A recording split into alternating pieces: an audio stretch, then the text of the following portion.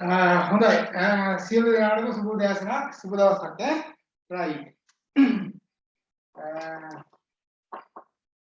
එතකොට අපි මාතෘකාව ලියා ගන්නකෝ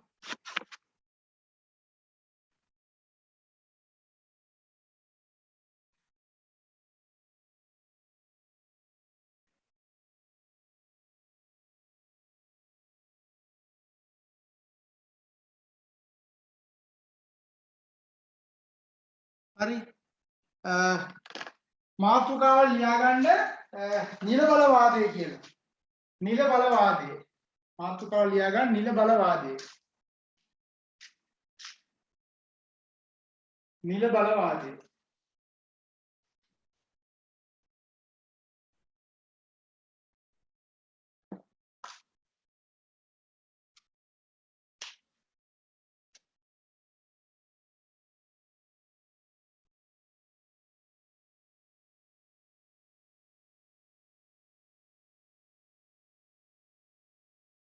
හරිද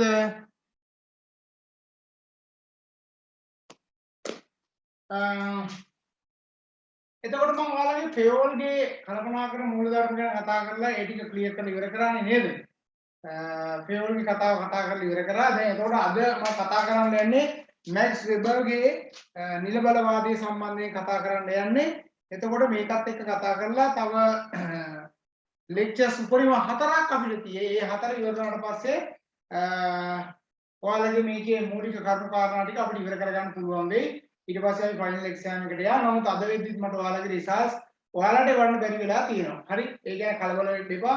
මිඩ් එක්සෑම් එකේනේ පළවෙනි එකෙත් මම එව්වා. මේකේ මිඩ් එකේ එක්සෑම් ටික තමයි ඔයාලට වන්න තියෙන්නේ. ඒක මම එවන්න මම හිතාගෙන ඉන්නේ කොහොමද මේ සතිය වෙද්දි ඒක ඔයාලට එවන්න. නමුත් ඒක බැරි වුණේ. ෆයිනල් එක්සෑම් එකට එතකොට තව සති 4කට පස්සේ ලෑස්ති වෙන්න මේ කියන කරුණු කාරණා ටික කතා කරලා ඉවර වුණාට පස්සේ අපිට ওই ටික ඉවර කරගන්න පුළුවන්. හරි. එතකොට නිලබලවාදය සම්බන්ධයෙන් අපි කතා කරනකොට වෙබර් තමයි නිලබලවාදය සම්බන්ධයෙන් කතා කරේ. වෙබර් ගත්තොත් එහෙම ඔහු 1880 ඉඳන් 1889 වගේ කාලය තුල ওই උපාධියම හදාarලා ඉවර කරලා ලොකු දෙයක් කරා. ඉතින් 1864 දී තමයි ඔහු ඉපදිලා 1920 වගේ කාලේ ජූනි මාසේ වෙනකන් ජීවත් වෙලා හිටපු කාලය තුල ඔහු බොහෝ දේවල් හොයාගත්තා. ඒ හොයාගත්ත දේවල් තමයි ඔහුගේ දර්ශනය ඇතුලේ අපිට හඳුනා ගන්න පුළුවන් වෙන්නේ. ලියා ගන්න මෙහෙම නිලබලවාදය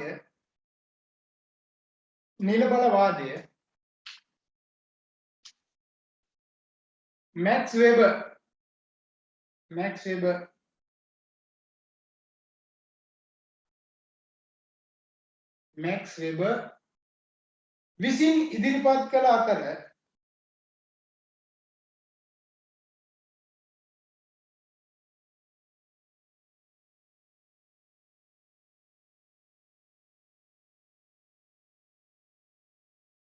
මැක්ස් වෙබර් 1864 සිට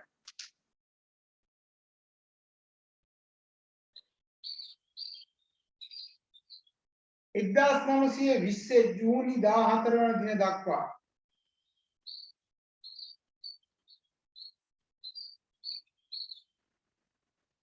ජීවත් වූ අතර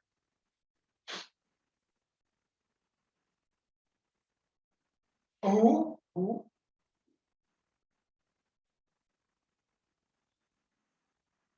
නීතිය පිළිබඳ ආචාර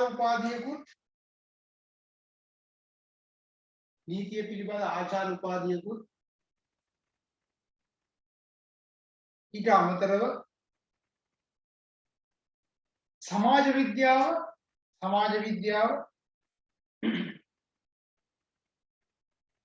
දේශපාලන විද්‍යාව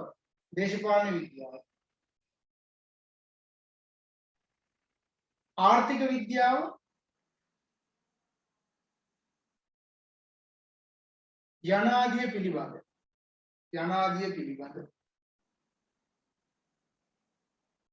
විසරදයක්ද විය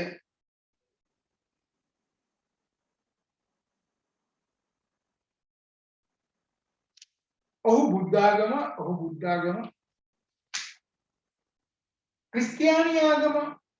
ක්‍රිස්තියානි ආගම කමා යුදෙව් ආගම වැනි ලෝක ආගම් පිළිබඳව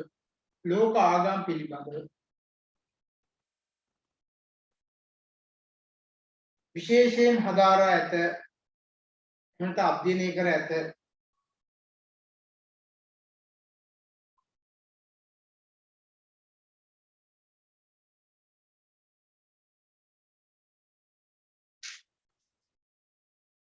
හරි ඔය මම වෙබර්ගේ මූලික කරුණු කාරණා ටික කතා කරේ දැන් ලියා ගන්න වෙබර්ගේ දර්ශනය කියන වෙබර්ගේ දර්ශනය නැක්ස් වෙබර්ගේ දර්ශනය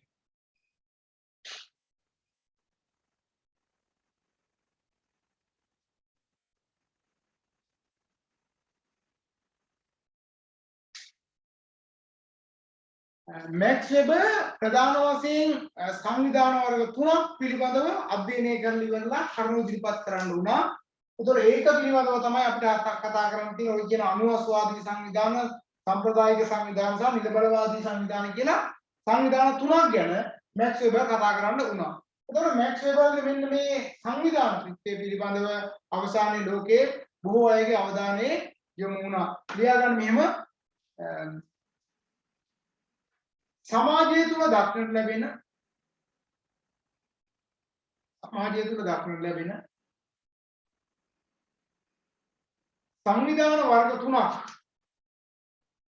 සංවිධාන වර්ග තුනක්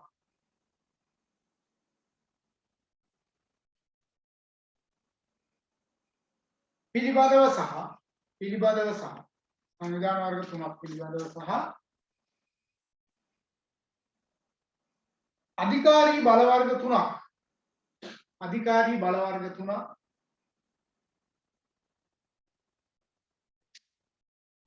මොහු විසින් හඳුන්වා දෙන ලදී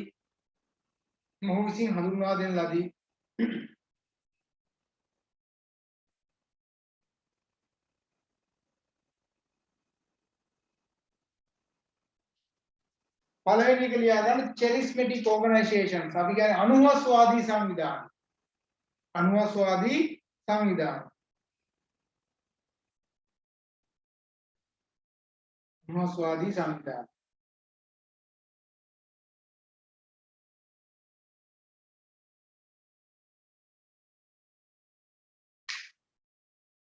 දැන් අනුහස් සංවිධානය කියලා කියන්නේ ඔයාලා අහලා තියෙන අනුහස් නායකයෝ ගැන නේද? අන්න ඒ කතන්දරය තමයි මෙතනදී කතා කරන්න යන්නේ. අනුහස් නායකයෙකු විසින් මෙහෙයුම් ලබන සංවිධාන. දැන් අනුහස් කියලා කියන්නේ තමන්ට නායකත්වයේ තුල තමන්ගේ පෞරුෂය මූලික කරගනිමින් මේ ගොඩනැගිච්ච නායකත්වයේ තුල ක්‍රියාත්මක වීම තමයි අනුහස්වාදී නායකත්වයේ තුල අපි දකින්නේ. එතකොට මෙතනදී එවැනි පුද්ගලයේ යම් කිසි සංවිධානයක් හසුරවනවා නම් අන්න එතනට අපි කියුවා අනුහස්වාදී සංවිධාන කියලා. ලියා ගන්න මෙහෙම අනුහස්වාදී නායකයෙකු විසින්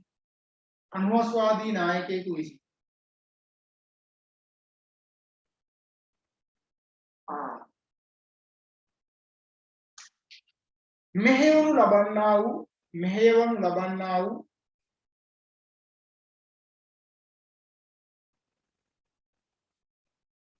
සංවිධානයක් මෙසේ හැඳින්වේ.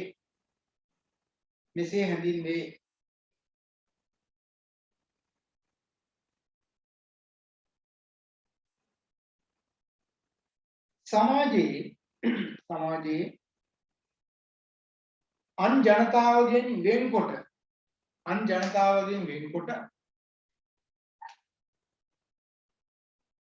හඳුනාගත හැකි ආකාරයේ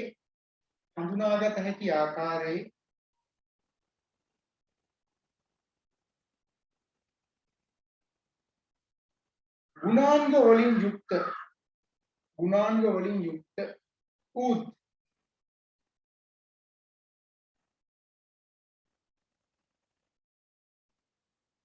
අන් අය තමාගේ ආකර්ෂණය කර ගැනීමේ තමා වෙත ආකර්ෂණය කර ගැනීමේ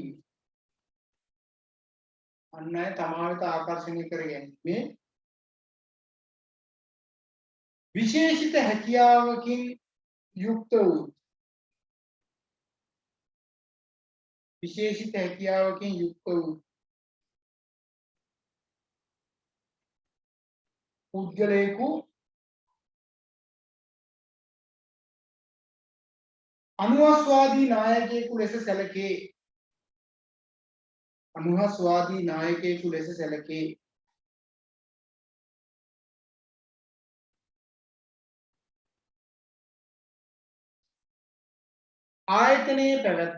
ආයතනයේ පැවැත්ම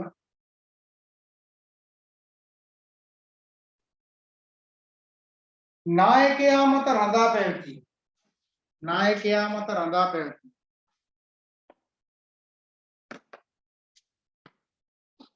නායකයා මත රඳා පැවතීම යනාදී ලක්ෂණ නිසා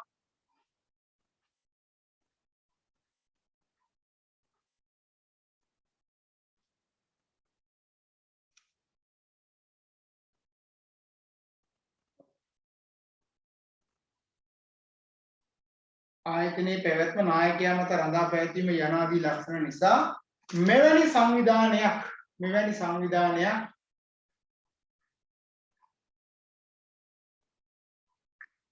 තාර්කික හෝ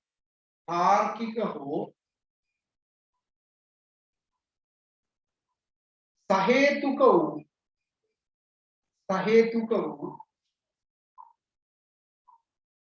සංවිධානයක් ලෙස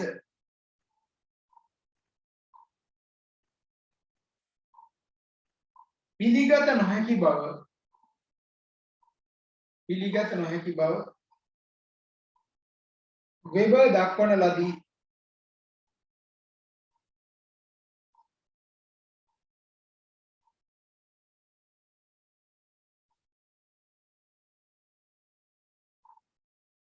එදිරින් ලියාගන්න මෙහෙම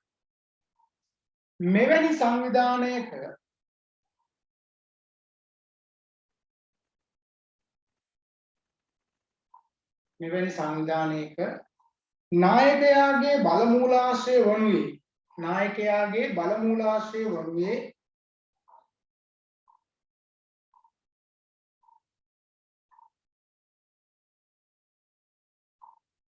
ඔහුගේ හෝ ඇයගේ පෞද්ගලික ගුණාංග නිසා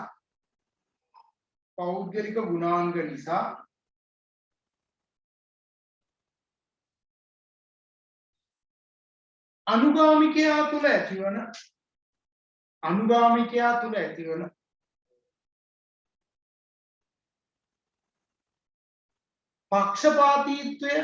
පක්ෂපාතීත්වය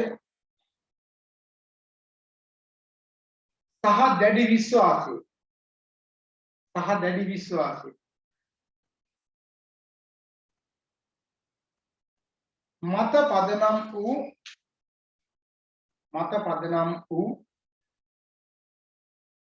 මෙම අධිකාරී බලය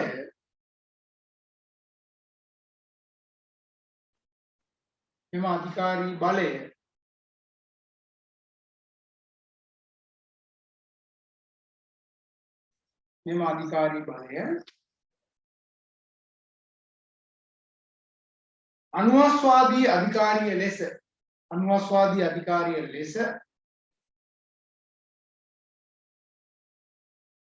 ඔහු නම් කරන ලදී. දැන් charismatics power කියලා ඔයාලා අහලා තියෙන්නේ බලය කියලා. ඕක බලයක් විදිහට ඕක හම්බ වෙනවා. දැන් යම් කිසි පුද්ගලයෙකුට හම්බ වෙන මේ පක්ෂපාතීත්වය තුල හම්බ වෙන නායකත්වය තුල දැන් පහුගිය කාලේ ඔයාලා දැක්කද අපේ රටේ දැන් සමහර නායකයෝ මොනවා කරවුවත් එයාලා වීරයෝ නේද? මොන ප්‍රශ්න දැම්මත් මේ රට ඇති කරාද නැති කරාද හොරා කෑවද ඒවට නෑ. සමහරලාට ඒක නායකයා. එයාලට නායකයා. දෙඩි විශ්වාසයක් තියෙනවා. එයාම තමයි කරන්න ඕනේ. වෙන කාටවත් නම් මේ රට කරන්න බෑ. එයාලා නැතුනොත් ඉවරට ඉවරන්න. ඒ වගේ දෙඩි විශ්වාසයක් තියෙන නිකන් මාර පක්ෂපාතීත්වයක්. නේ.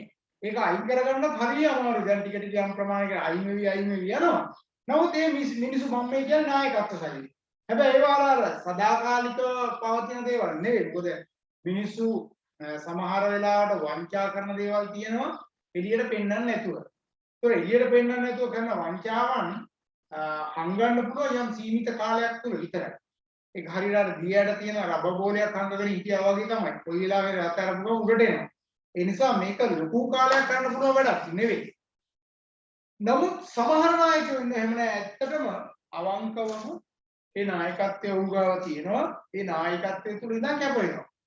එතකොට ඒක තුල තව පුද්ගලයන් පිරිසක් විශ්වාසයක් ඇති කරගන්නවා. ඒ වගේම ආකර්ෂණය වෙනවා. උන්ට ඒ ආකර්ෂණය වීම තුල ක්‍රියාත්මක වෙනවා. හරිද?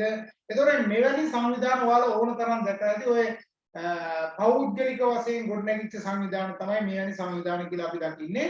ඒතර මෙවැනි සංවිධාන වල තියෙන ලක්ෂණය තමයි එක පුද්ගලයෙක් නායකත්වයේ අරගෙන මේක ක්‍රියාත්මක කරනවා. ඒතර ක්‍රියාත්මක කරනකොට ඒ තුල තමයි සම්පූර්ණ සංවිධාන පද්ධතියම ක්‍රියාත්මක වෙන්නේ. ඒතර බලය ක්‍රියාත්මක වීම, අධිකාරී ක්‍රියාත්මක වීමත් ඒ පුද්ගලයා මත තමයි පදනම් වෙලා තියෙන්නේ. හරිද? right. ඒතර ඔය මොකද්ද? අනුස්වාදී සංවිධාන දෙක ලියා ගන්න. සම්ප්‍රදායික සංවිධානය, traditional සම්ප්‍රදායික සංවිධාන.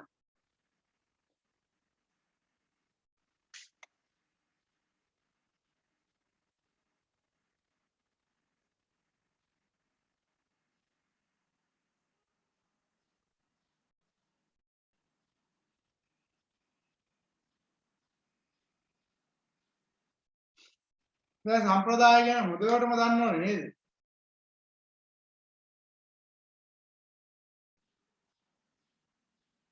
සම්ප්‍රදාය ගැන හොඳටම දන්නවා ඔයාලා. ඒක සම්ප්‍රදායක නායකයෝ ගැන තමයි අපි මේ කතා කරන්න යන්නේ. ඒතකොට සම්ප්‍රදාය කියලා කියන්නේ කාලයක් තිස්සේ පැවතෙන ක්‍රමානුකූල වෙච්ච ක්‍රමවේදයක් නේ.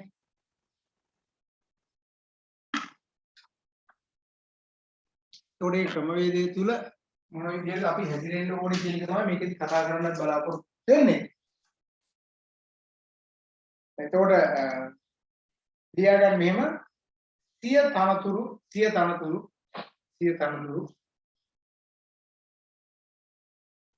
කමා සම්ප්‍රදායන් හා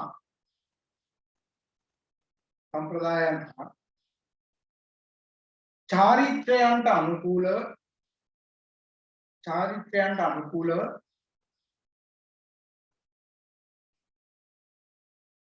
නායකත්වයේ උරුම කරගන්නා වූ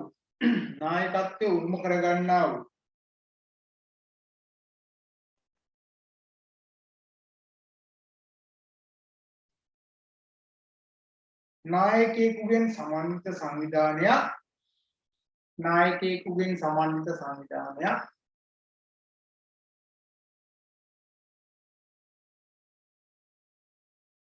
සම්ප්‍රදායික සංවිධානයක් ලෙස හඳුනා ගනී.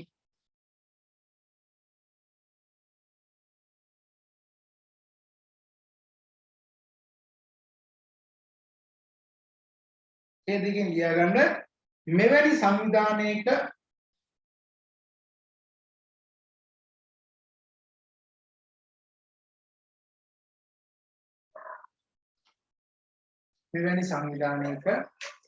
නායකයාගේ බලමූලාශ්‍රය වනුයේ අදාළ සමාජයේ හෝ සංවිධානයේ සම්ප්‍රදායන් සහ චාරිත්‍රයන්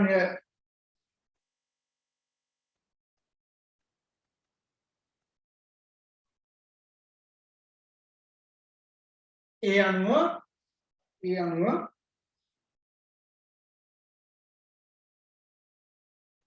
සම්ප්‍රදායන් සහ චාරිත්‍රයන්ට අනුකූලව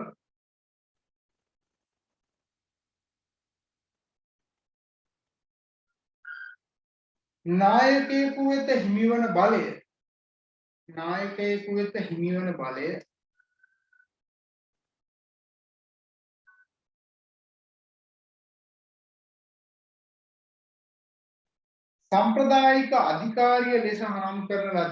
සම්ප්‍රදායික අධිකාරිය ලෙස නම් කරන ලදී.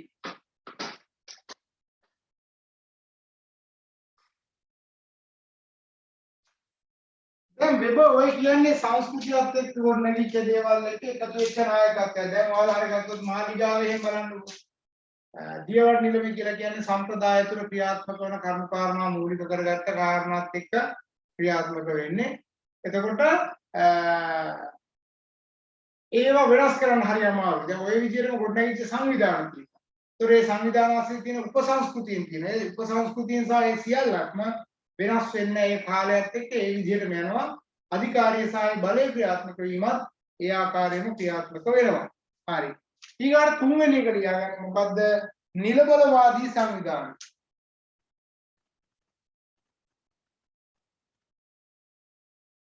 නිලබලවාදී සංවිධාන.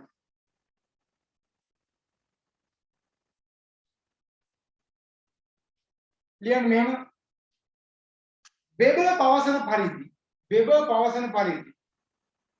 වෙබ පවසන පරිදි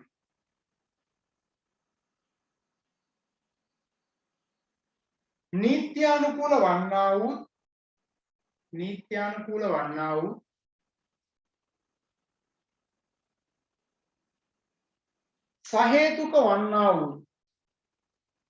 සහේතුක වන්නා වූ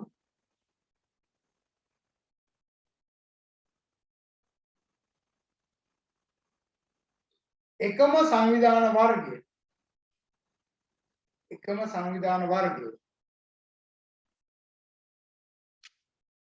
නිලබලවාදී සංවිධාන වේ.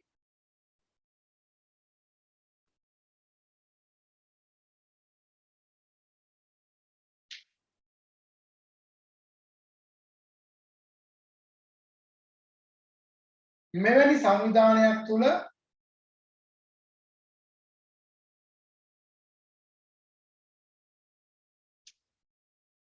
ළඟා කර ගැනීමට අපේක්ෂිත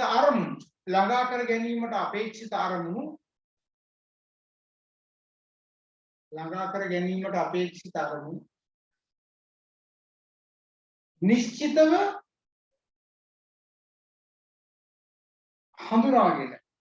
නිශ්චිතව හඳුනාගෙන මනාව නිර්වචනය කර ඇත.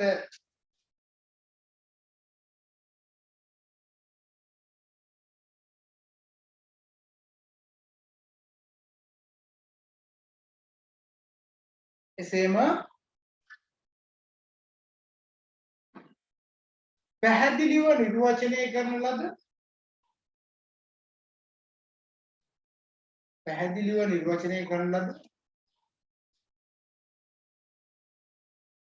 නීති රීති හා ක්‍රියාපටිපාටීන්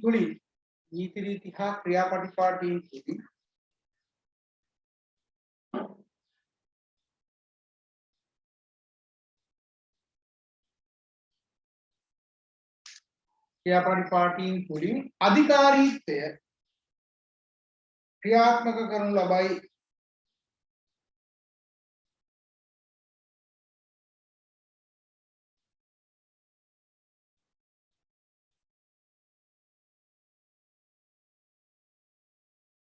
වර්තමානයේ දක්නට ලැබෙන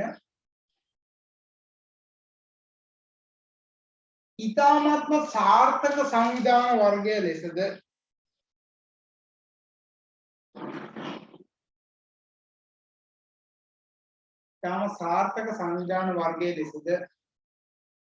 මෙය හඳුනා ගනී.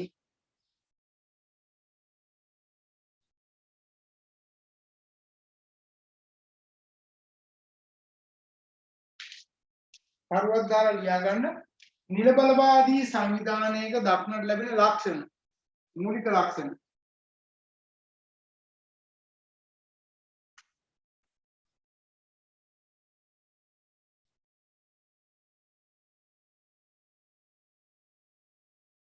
නිලබලවාදී සංවිධානයක දක්නට ලැබෙන මූලික ලක්ෂණ.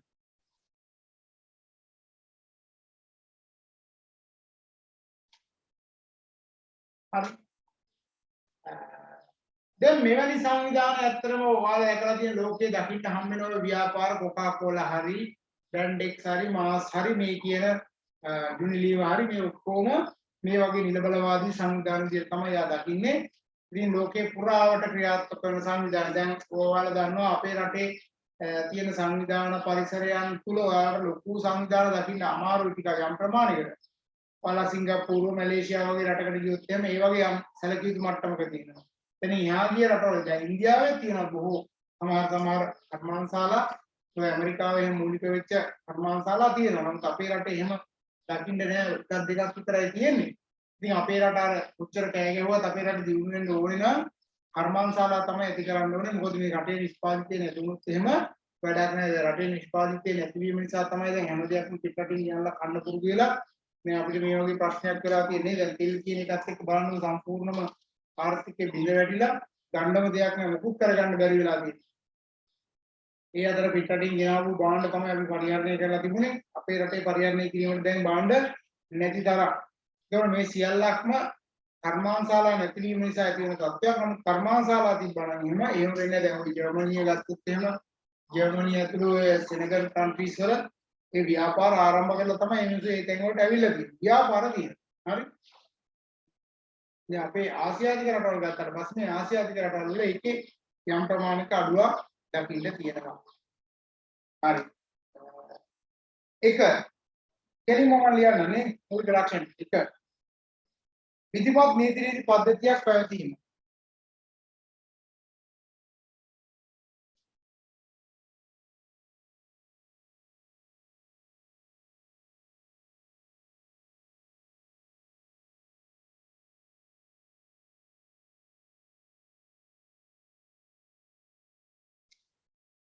විධිමත් නීති රීති පද්ධතියක් පැවතීම.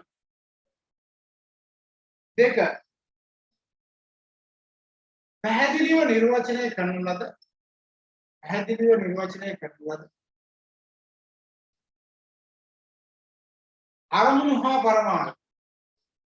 අරමුණු හා පරමාර්ථ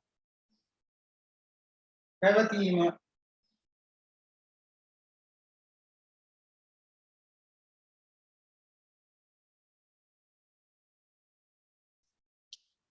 වැඩ බෙදීම හා විශේෂීකරණ.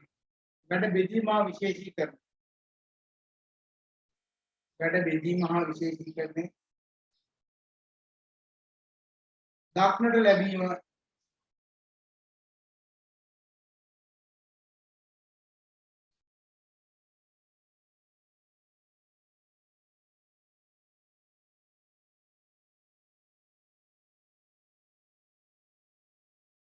ඊගාට දූරාවලියකට අනුව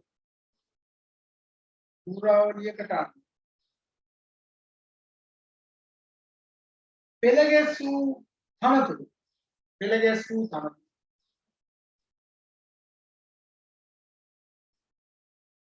දක්නට ලැබීම.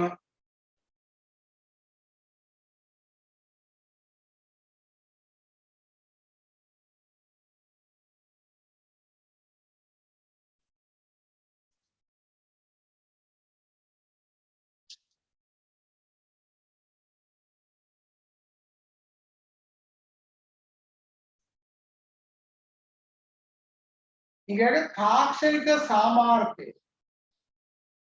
තාක්ෂණික සාමාර්ථය මත පදනම්ව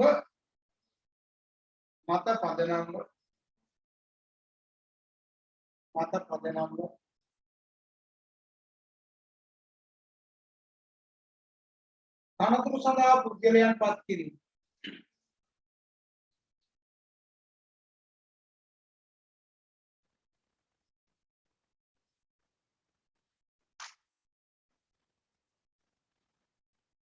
සඳහා පුද්ගලයන් පත් කිරීම.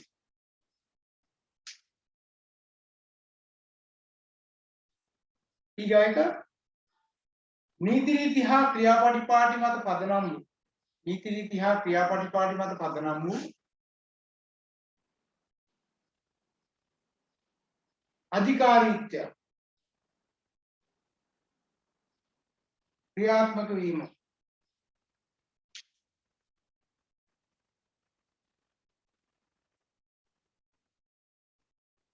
ඊගාට අපෞද්ගලිකත්වයක්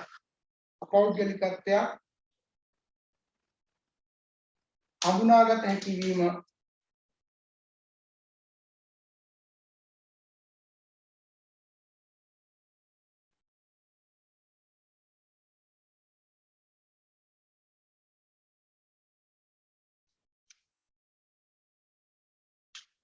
දැන් කොහොම වුණත් මේ සංවිධාන වල ඔයාලා දකින්න දැඩි පාලනයක් තියෙනවානේ.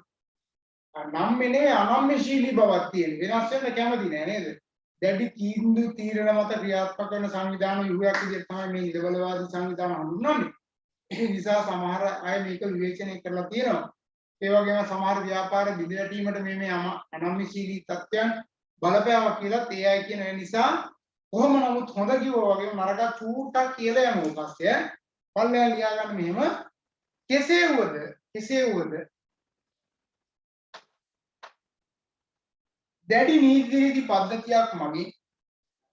දැඩි නීති රීති පද්ධතියක් මගින් ඇති කරනු ලබන අනම්‍යශීලී භාවය නිසා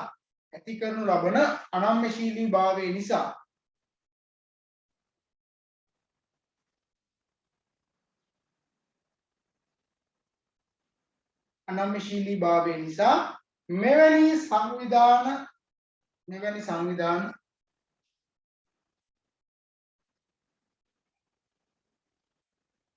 වර්තමානයේ දක්නට ලැබෙන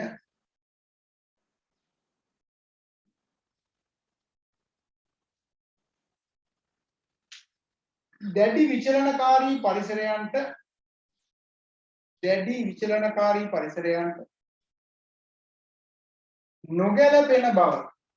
නොගැලපෙන බව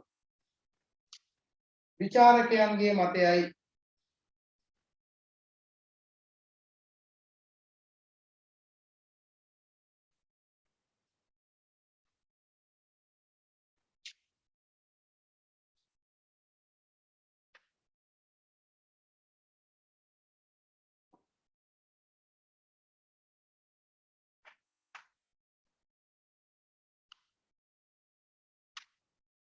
උදාහරණ ලෙස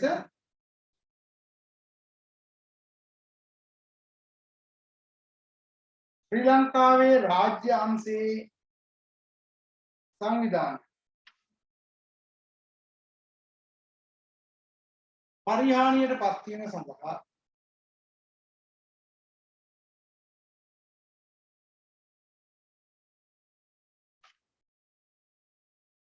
මෙම කරුණ ඉවහල් දී ඇත.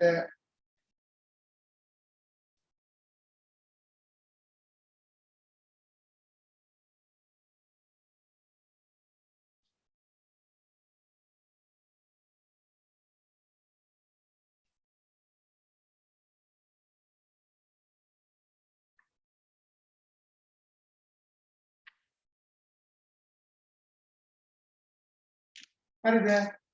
හරි මම දැන් මිල බලවාදී ඔතනින් ওই කරු කාරණා ටික ඉවර කරනවා. හැබැයි තව කළමනාකරණය පිළිබඳ චර්යාත්මක පිවිසුම සහ එල්ටන් මායෝ පිළිබඳ යම් කරු කාරණා පිළිබඳව අපිට කතා කරන්න තියෙනවා.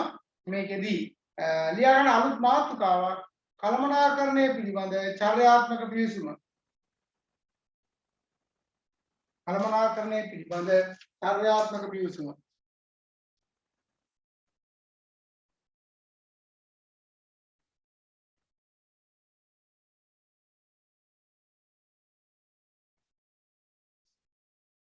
ඔය මේනි පාක එතකොට එල්ටන් මායෝ මේ අය තමයි ඔය චර්යාත්මක පිවිසුම සම්බන්ධයෙන් මූලික කරුණු කාරණා ඉදිරිපත් කළේ. දැන් එල්ටන් මායෝ කියලා කියන්නේ විශේෂයෙන්ම මානව සම්බන්ධතා න්‍යාය.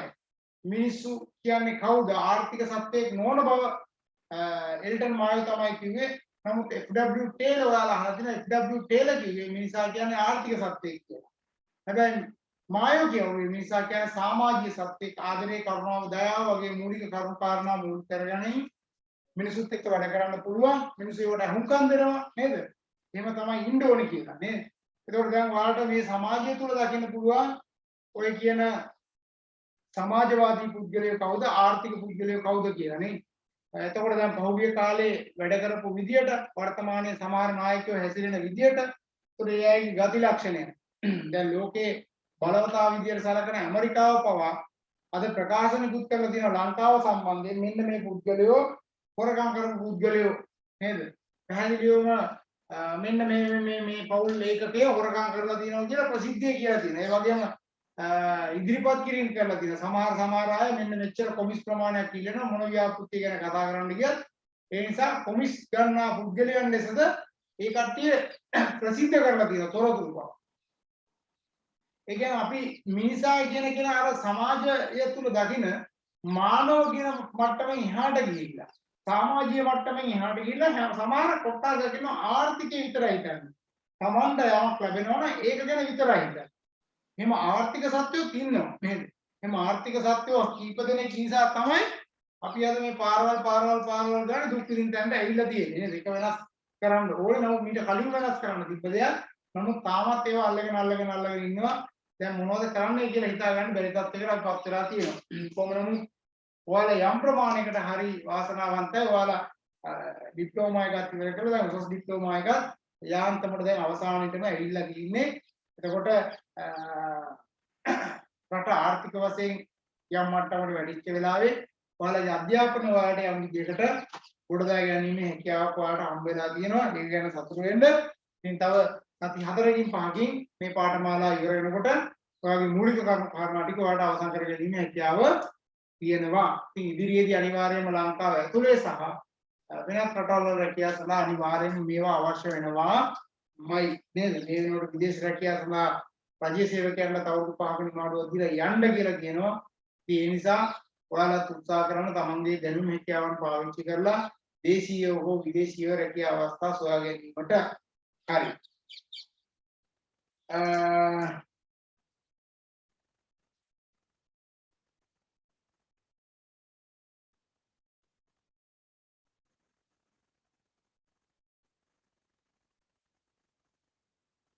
ලියාගන්න මෙහෙම කළමනාකරණය පිළිබඳ චර්යාත්මක පිවිසුමේදී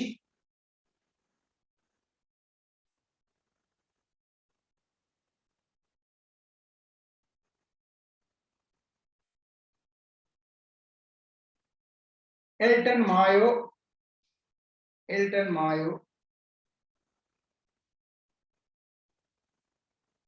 ඒබ්‍රහම් මැස්ලෝගේ අවශ්‍යතා දුරවලිත් අපි කතා කරලා තියෙන්නේ. ඒබ්‍රහම් මැස්ලෝ ඩග්ලස් මැග්‍රෙගර් සොයනියා ඉදිරිපත් කරන්නේ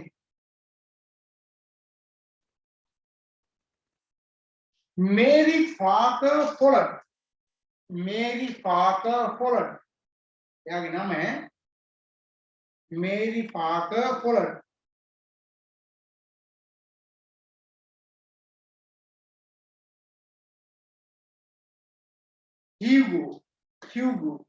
හියුගෝ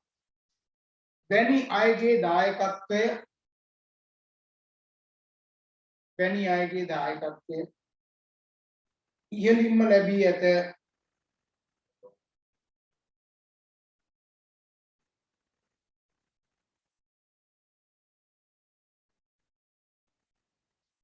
මෙහිදී අප විසින්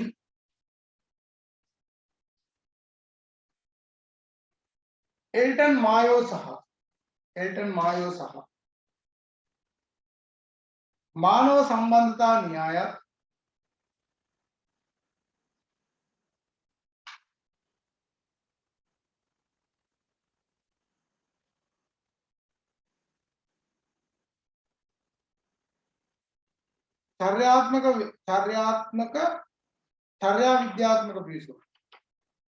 චර්යා විද්‍යාත්මක පිවිසුම සාකච්ඡා කරනු ලබයි.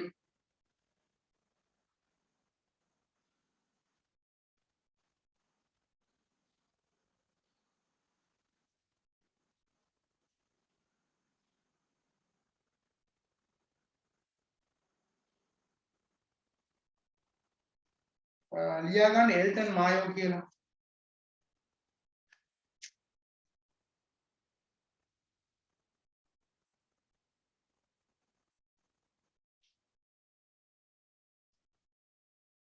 දැන් ඔයාලා අහලා තියෙන ඔය එල්ටන් මායෝ කියන්නේ ඕස්ට්‍රේලියාවේ ඉපදිච්ච කෙනෙක්. පස්සේ ආය ඇමරිකාවට ගිහිල්ලා ඒ තමයි පරීක්ෂණ ගොඩාක් කරේ.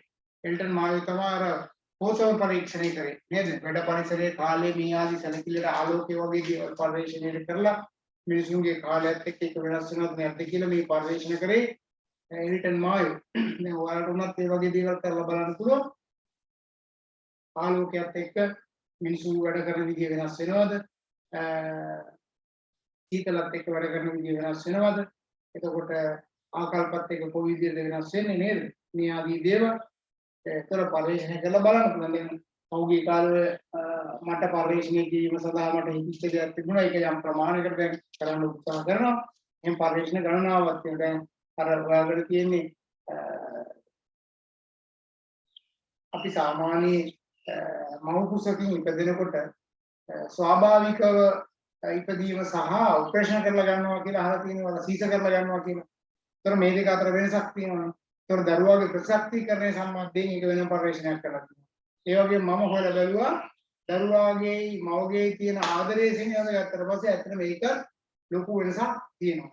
ඉතින් ඒ වගේ දරුවා සමාජයේ අර විෂම ක්‍රියාවන් සඳහා යොමු වීමේ වැඩි ප්‍රවණතාවයක් මේ වගේ කරුණු කාරණා ගණනාවක් ඒව හරහා තියෙනවා. ඒව අපිට නෑ කියන්න බෑ.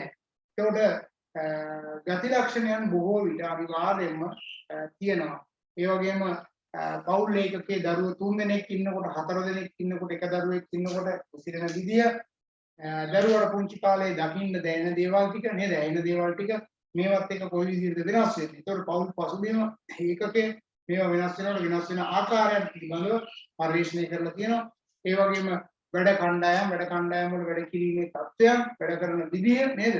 මේ ආදී කරුණු ඊට පස්සේ අර ග්‍රාමීය ප්‍රදේශවල ජීවත් වන අයගේ චර්යා රටාවන් නාගරික ප්‍රදේශවල ජීවත් වන අයගේ චර්යා රටාවන් ඔවුන් වැඩ කිරීම සඳහා ක්‍රියාත්මක වන ආකාරය දැන් ඔයාලා දකින සමහර ප්‍රදේශවල ඉන්න අය උදෑසනම නැගිටින්නේ නැහැ. ඔය නිදාගෙන ඉඳලා තමයි නැගිටින්නේ.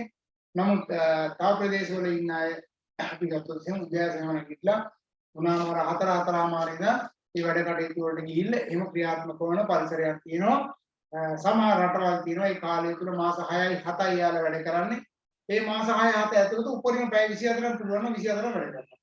ඉතින් මාස 4 5 වගේ කාලේ යාලට ගෙවන්න වෙන්නේ එක්ක සීතලත් එක්ක කොහෙට හරි එක්තැන් වෙලා එහෙම තමයි ගෙවන්න වෙන්නේ. ඒ කාලේට අර කූඹි කරනවා වගේ කනගුණ දේවල් ටික එකතු කරලා ඒ කටි ලෑස්ති කරගෙන ඉඳගෙන ඒ දේවල් වලට යාලා යොමු වෙනවා. ඒකට මිනිසුන්ගේ මෙන්න මේ චර්යා රටාවන් කොයි විදිහට වෙනස් වෙන්නේ කියලා හොයලා බලපු එක විශාල වශයෙන් කරා කවුද මායෝ. ඉතින් දැන් අද බලන්නකෝ ඔයාලා පරිශීලනය කරන්න ගියොත් එහෙනම් ඔයාලා ගෙදර පරිශීලනය කරන්න නේද? ගෙදර කොයි විදිහද ක්‍රියාත්මක වෙන්නේ කියලා. අම්මගේ තාත්තගේ ඒ වගේම සහෝදරයන්ගේ චර්යා රටාවන් වෙනස් වෙන විදිය සමහරවිට අයියා හරි අක්කා හරි එකපාරට වෙනස් වෙන විදිය නේද? හැසිරෙන විදිය සෙන්සුරාදා ඉඳලා කියන දවස් දෙක හැසිරෙන විදිය ක්‍රියාත්මක වෙන විදිය සතිය අනිත් දවස් පහ කොයි විදිහද ගලාගෙන යන්නේ ඊට පස්සේ හවස 6 ඉඳන් රෑ 10 වෙනිකම් වගේ කාලය ගත්තොත් එහෙනම් ඔයාලගේ ගෙදර ඒ සඳහා ඒ කාලේ ගෙවෙන්නේ කොයි වගේ දේවල් වලද කියලා ඔයාලට පරිශීලනය කරන්න පුළුවන්. ඇත්තටම ඔයාලා හොයලා බලන්නකෝ මම මේ කියන්නේ. හවස 6 ඉඳන් 10 වෙනිකම් කාලය ගත්තට පස්සේ ඔයා හිමීට හොයලා බලන්න වැඩි කාලයක් අම්මා මොකටද වැඩ කරන්නේ? තාත්තා මොන වගේ දේවල් වලද යොමු කරන්නේ? නංගි මල්ලි මොන වගේ දේවල් වලට යොමු කරන්නේ? ඔයාගේ කාලේ වැඩිපුර යොමු කරන්නේ කොයි වගේ දේවල් වලද කියලා හොයලා බලන්න. ඒක පරිශීලනය කරන්න. ඒක තව යාළුවෙක් ජීවිතය සිද්ධ වෙන්නේ කොහොමද කියලා ඔන්න යාළුවෙක්ට කතා කරලා අහලා බලන්න.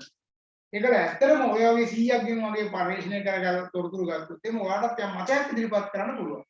ඒතර 6යි 10යි වගේ කාලේ ගත්තට පස්සේ ඒ නිසා තමයි අර 7 ඉඳන් 10 වෙනකම් වගේ ටීවී වල වැඩසටහන් දාලා තියෙන්නේ. දෙන්නාටි වගේ දේවල් නේද? ඒතර ඒකට අල්ලා ගැනීම සඳහා බහුතරයක් ඒවට යොමු වෙලා ඉන්නවා. ටීවී එකට අහු වෙලා තියෙන්නේ. සමහර කතා වල දැකලා තියෙනවා නේද? හිතා ගන්නත් දැන් නිකන් මායා කතා තියෙන බොරු කතා. බොරුම බොරු නේද? දැන් අර ඔය සුරංගනා කතා තියෙනවා. ඉතින් ඔය නයියනේව තියෙනවා, ගැරන්ඩිනේව ඉන්නවා නේද? ඒ වගේ අර පිටත් ඔය ජුරාසික් පාර්ක් වගේ ඒ වගේ දේවල් වන්දනේ වෙච්ච ඒවා නිකන් මේ වගේ මොනවදෝ එන කැටියක් මේක ආස්සේ දාලා මිනිසුන්ගේ මනස එතෙන්ට අරගෙන ගියේ කතන්දරයක් තමයි තියෙන්නේ. ඉතින් මේ වගේ දේවල් එක්ක කාලේ ටීවී එකට ගත වෙන කාලේ ටීවී එකට කොච්චර වෙලාවක් යනවද Facebook එකට කොච්චර වෙලාවක් යනවද YouTube එක බලන්නේ. දැන් ඔයාලට බලන්න පුළුවන් ඒ කාලය තුල 6 10 අතර වැඩිපුරම කාලය ගත කරන්නේ ගෙදර අය නංගිලා මල්ලිලා ෆෝන් එකත් එක්කද ටීවී එකත් එක්කද කියලා. දැන් සමහර තැන්වල දැන් ටීවී එකත් ටික ටික ඈත් වෙලා ෆෝන් එකටම ඇවිල්ලා තියෙනවා නේ ගොඩාක් වෙලාවට. දැන් මෙන්න මේ වගේ දේවල් පිළිබඳව ඔයාලට ඇත්තටම හොයලා බලන්න පුළුවන්. හොයලා බලලා ඉස්සලාම ඔයාලා ගෙදරින් ඔයා වැඩේ පටන් ගන්න. හරි නේද? right. එල්ටන් මායෝ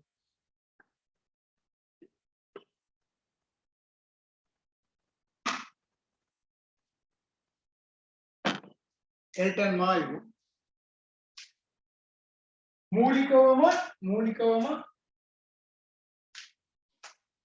මානව සම්බන්ධතා න්‍යාය පිළිබඳව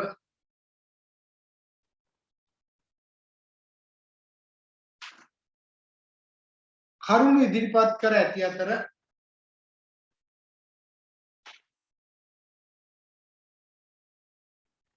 ඔහු විසින් මෙම න්‍යාය ගොඩනගන ලදී.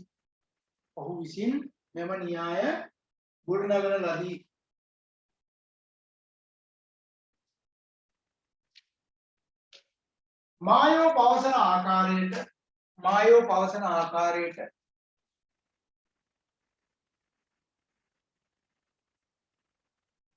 මිනිසා යනු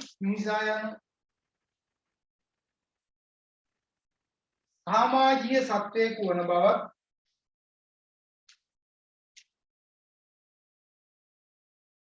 ඒ අනුව ආදරය, කරුණාව,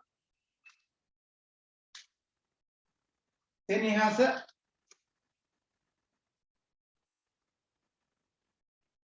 සමාජ පිළිගැනීම,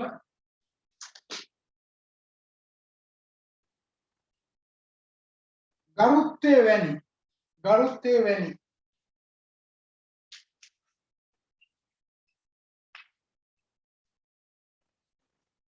සාධක මත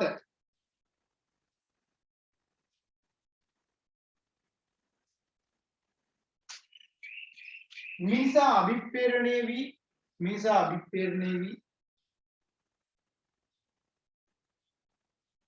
ක්‍රියා කරන බව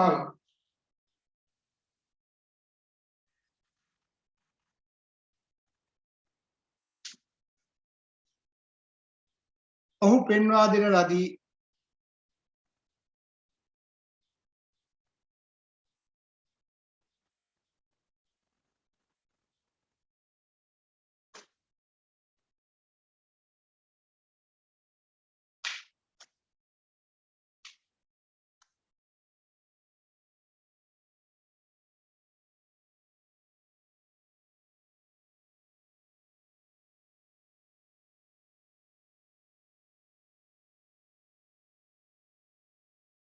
හරිද? right. ඡේදකින් ලියා ගන්න නියම වැඩ පරිසරයේ සාධකයන් ලෙස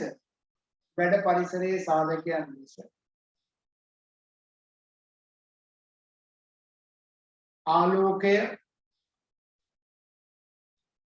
ක්‍රමවැටු, විවේක කාලය,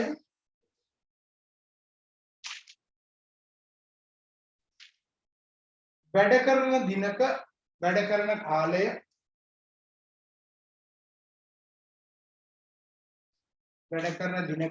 කරන කාලය, වැනි සාධක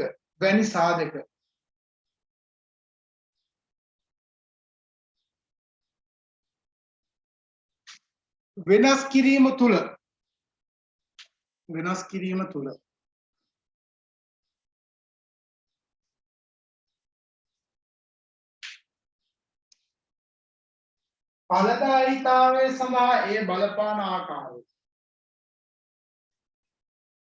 ඵලදායීතාවය සඳහා එය බලපාන ආකාරය සොයා බැලීමට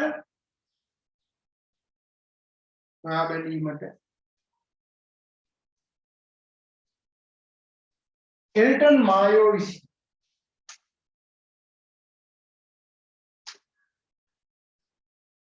පර්යේෂණ ගණනාවක්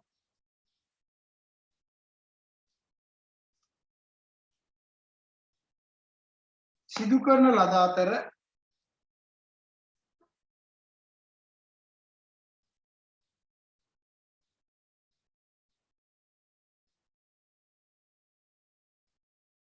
ඇමරිකාවේ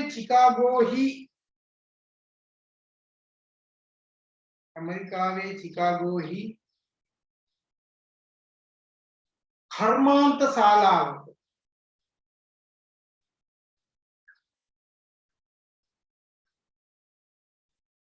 කරන ලද හෝතෝන් පරීක්ෂණය හෝතෝන්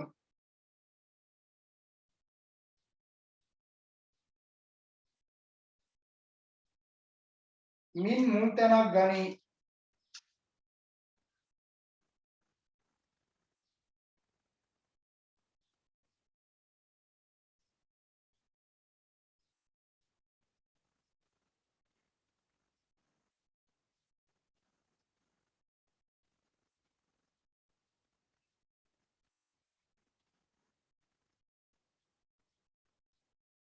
හරි. මායෝගේ දර්ශනය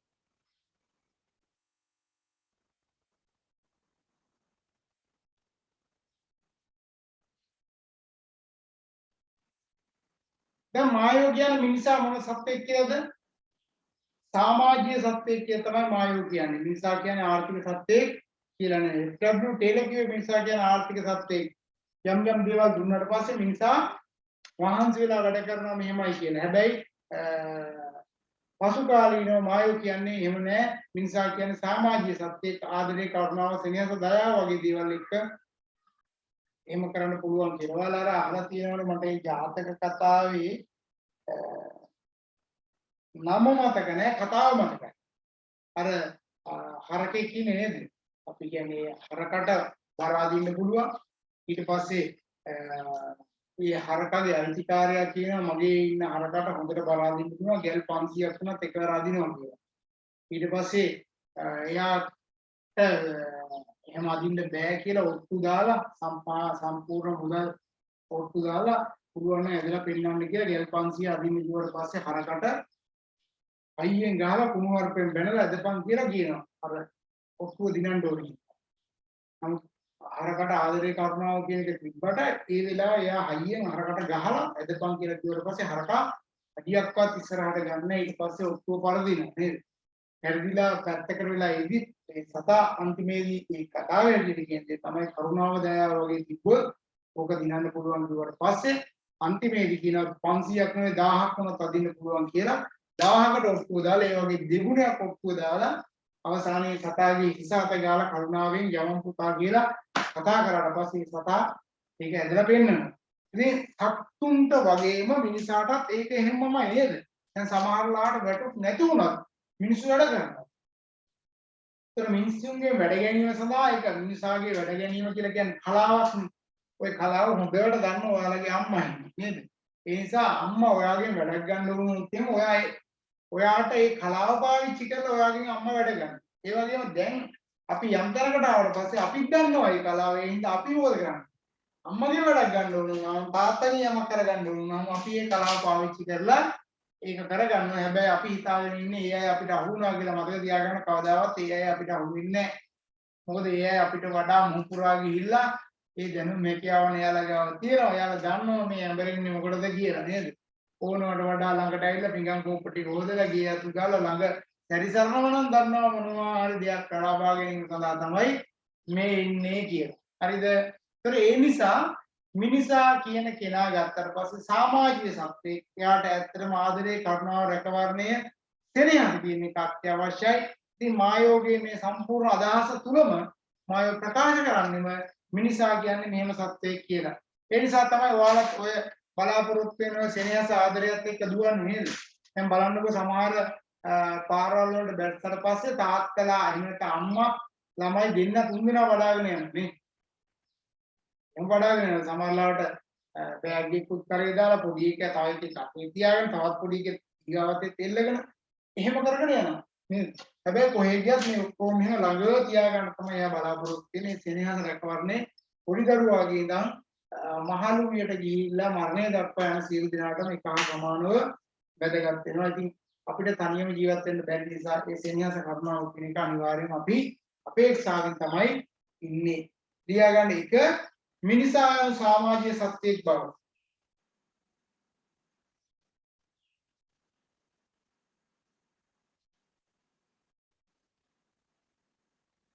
හරි මිනිසා යන සමාජීය සත්වයක බව. දෙක මුදල් හෝ අනිකුත් ඕනෑම සාධකයකට වඩා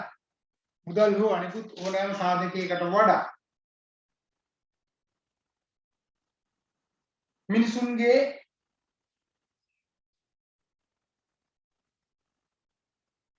සමාජීය සම්බන්ධතා පිළිබඳ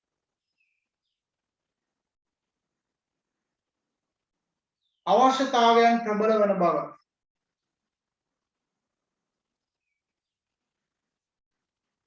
එහිදී ආදරය, අවධානය,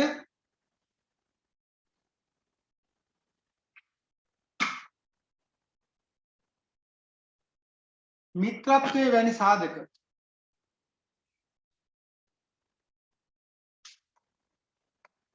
ප්‍රබල ලෙස හඳුනාගෙන ඇත. දැන් යාළුවෝ හින්දා ගෙදරින් බැනුම් අහපු අය නැද්ද? මෙතන යාළුවෝ හින්දා ගෙදරින් බැනුම් අහපු අය ඉන්නව නේද? දැන් යාළුවෝ නිසා ඒ කියන්නේ මිත්‍රත්වය කියන එක එහෙම එකක්. දැන් හැමෝටම හොඳම යාළුවෝ හම්බ වෙන්නේ නැහැ ලේසියට. හොඳ යාළුවෙක් හම්බ වෙනවා කියන්නේ ඉතා කලාතුරකින්. දැන් ඒතකොට අපිට ගත්තට පස්සේ අපිට ඕ ලෙවල් පන්තිය දක්වා හිටපු යාළුවෝගේ බලන්න හොඳම යාළුවෝ අද වෙනකොට වල කී දෙනෙක් ඉන්නවද කියලා ඒ යාළුවෝගේ කතා බහ කරලා නමුත් හොඳම යාළුවෝ කියලා දුකට සැපට එහෙම හොයන යාළුවෝ. ඒ වගේම ඒ ලෙවල් පන්ති වල හිටපු යාළුවෝගේ එහෙම හොඳම යාළුවෝ කියලා නේද? දැන් මට නම් මතක් වෙන විදිහට ඕ ලෙවල් දක්වා මගේ හිටපු යාළුවෝගේ එහෙම ගත්තට පස්සේ අද වෙනකොට නිකන් එක්කෙනෙක් දෙන්නෙක් විතර තමයි එහෙම කතා බහ කරලා ඉන්නේ. ඉන්නවනේ නිකන් මට අනිත් අය හිටියට නේද? ඒ ලෙවල් වලට ආවට පස්සෙත් ඔය නිකන් දෙන්නේ තුන් දෙනෙක් වගේ හැරෙන්න අනිත් අය ඔක්කොම ගැලවිලා ගිහලා කතා බහ කරාට නමුත් අර ලොකු මිත්‍රත්වයක් නැහැ. ඊට පස්සේ විශ්වවිද්‍යාල මට්ටමට ඇවිල්ලා වර්තමානයේ ගත්තට පස්සේ යාළුවෝ කියලා ගත්තට පස්සේ ඇඟිලි 10ටවත් නෙමෙයි. 10 දෙනෙක් හොයාගන්න බැරි තරම්. යාළුවෝ කියලා හිටියට 5 දෙනෙක්වත් අවංකව හොඳ යාළුවෝ කියලා හොයාගන්න බෑ. ඒක පහක් අමාරුයි. සමහරවිට තුනක් දෙකක් වගේ ප්‍රමාණයක් තමයි හොයාගන්න තියෙන්නේ. ඒකත් යම් මට්ටමක තියෙනවා නේද? ඒ මිත්‍රත්වය හැබැයි මිත්‍රත්වයෙන් කරන දේවල් කැපකිරීම කරන හොරෙන් කරන දේවල් තියෙනවා නේද? එලිපිට කරන දේවල් තියෙනවා. එහෙනම් මිත්‍රත්වය කියන්නේ ප්‍රබල සාධකයක් කියන එක මතක තියාගන්න සමාජීය සත්‍යයක විදිහට. හරි ඊගාට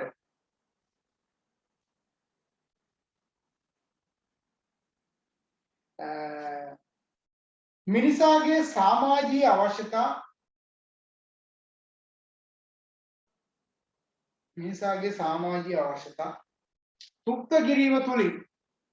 සුක්ත කිරීම තුලින්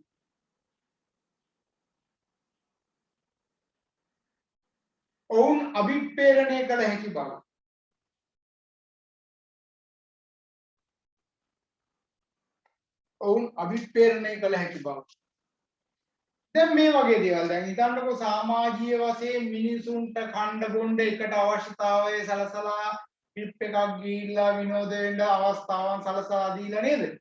ඒ වගේ දේවල් එක ක්‍රියාත්මක වෙද්දී යාගේ වැඩ පරිසරය තුළ යාගේ වැඩ කරන එකත් වැඩි වෙනවද නැද්ද? වැඩි වෙනවා නේද? දැන් අර කාලයත් එක්ක එහෙම කරපු ඕන තරම් තියෙනවා. දැන් අවුරුදු උත්සව සංවිධානය කරනවා. එතකොට ඔය විවිධ සංගීත වැඩසටහන් සංවිධානය කරනවා නේද? ඒ වගේ දේවල් කරලා චාරිකා ගිහිල්ලා ඔක්කොම කරලා ඒ සමාජීය සම්බන්ධතාව ගොඩනගන එක තමයි කරන්නේ. right ඊගා එක ආයතනයක වැඩ කිරීම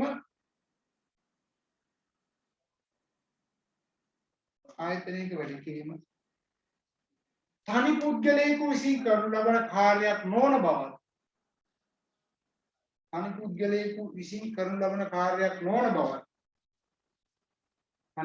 විසින් කරනු ලබන කාර්යයක් නොවන බවත් ඒ කණ්ඩායමක් විසින්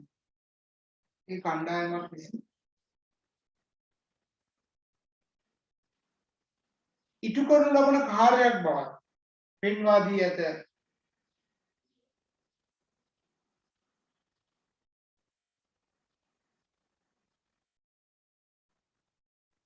මේ නිසා සංවිධානයක් තුල සේවකයන් මේ නිසා සංවිධානයක් තුළ සේවකයන් කණ්ඩායම් ලෙස කටයුතු කරයි.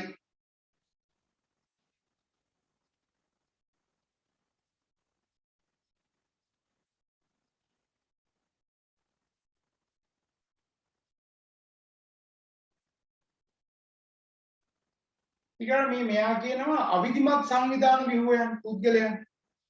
විධිමත් කියන ෆෝමල් නේ, ඉන්ෆෝමල් කියලා කියන්නේ මොකද්ද? සංවිධාන අරමුණු පරමාර්ථ ඉටු කර ගැනීමට නෙවෙයි, සේවක අරමුණු පරමාර්ථ ඉටු කර ගැනීම සඳහා ක්‍රියාත්මක වන සේවකයන් ලොකු බලපෑමක් සංවිධාන පරිසරයට ඇති කරනවා කියලා කවුද? මායෝ කියනවා. පියාගන්න එහෙම විශේෂයෙන්ම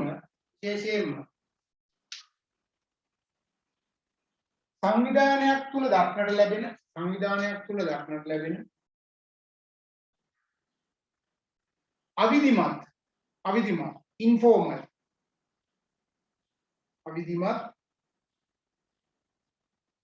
සංවිධාන සේවකයන්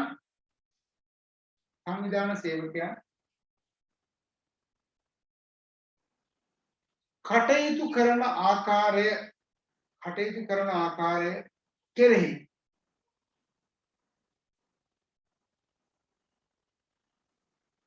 විශාල බලපෑමක් සහ පාලනය ඇති කරයි.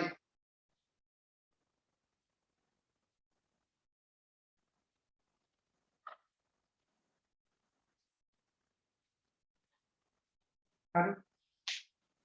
ඊගොල්ලෝ මෙයා කියන දෙයක් තමයි දැන් ඔයාගේ කැපැසිටි එක. එහෙම නැත්නම් ඔයා කරන ප්‍රමාණය තීරණය වෙන්නේ ඔයාගේ ශාරීරික හැකියාව මත නෙවෙයි, කණ්ඩායමේ ආකල්ප මත. දැන් ඔයාලා කණ්ඩායමක් විදිහට ආකල්පගත වෙලා වැඩ කරනකොට කරන්න පුළුවන් දේවල් ටිකක් තියෙනවනේ. නේද? ඒතකොට කණ්ඩායම් ක්‍රියාකාරීත්වය තුළ එහෙම කරනකොට ඔයාගේ හැකියාව මත නෙවෙයි ඒක තීරණය වෙන්නේ. අවසානයේ ගත්තට පස්සේ මොකක් එක්කද? කණ්ඩායම මත තමයි තීරණය වෙලා තියෙන්නේ. එතකොට දැන් බලන්නකො කණ්ඩායමක් ඇතුලේ වැඩ කරන්න ගියාට පස්සේ සමහරවිට තනියම කරනවට වඩා නේද? සමහරවිට රැය වෙනකම් වැඩක් කරන්න කිව්වොත් එහෙම කරනවා. කරන්නේ මොකක් එක්කද? තනියම කරන්න කිව්වොත් අපි ඕක කරන්නේ නැහැ. හැබැයි කණ්ඩායමක් විදිහට වැඩ කරන්න කිව්වොත් එහෙම අපි වැඩ කරනවා. දැන් අර පාඩම් කරන කාලේ මොකද කරේ? පාඩම් කරන කාලේ තනියම පාඩම් කරන්න දෙන්නේ නැහැ. පාඩම් කරන්නේ කොහොමද?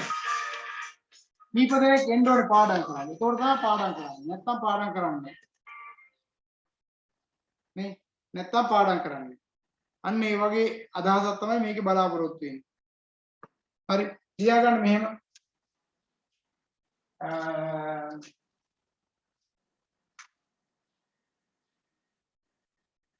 සේවකයෙකු විසින් ඉටු කරනු ලබන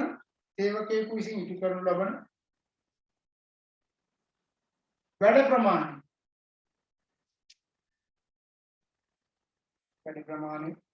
තීරණය වන්නේ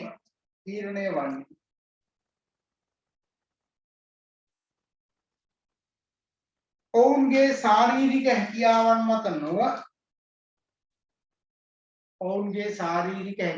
මත නොව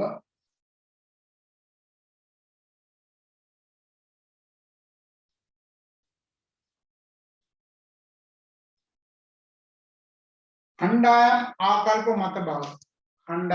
ආකල්ප මත බව.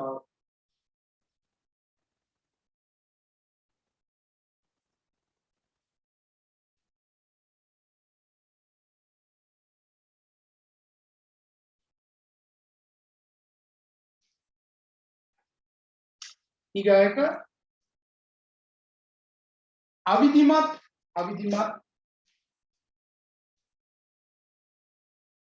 සංවිධාන හා සමාජීය පරිසරය.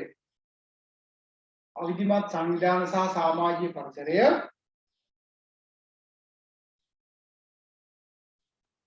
නිෂ්පාදිතයන් කෙරෙහි විශාල බලපෑමක් සිදු කරන බව. නිෂ්පාදිතයන් කෙරෙහි විශාල බලපෑමක් සිදු කරන බව.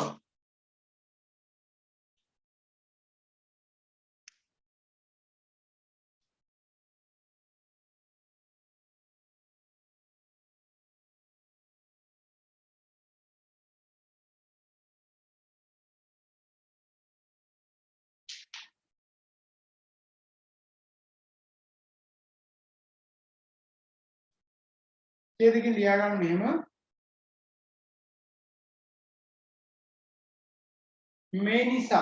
මේ නිසා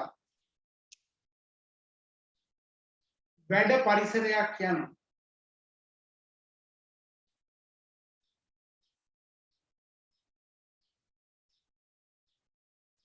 සංකීර්ණ වූ සමාජීය පද්ධතියක් වේ.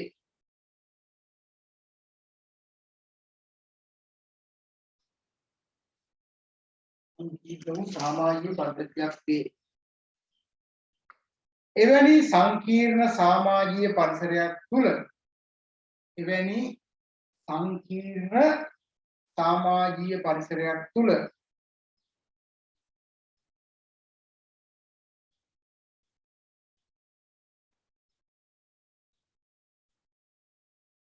සේවකයන්ගේ හැසිරීම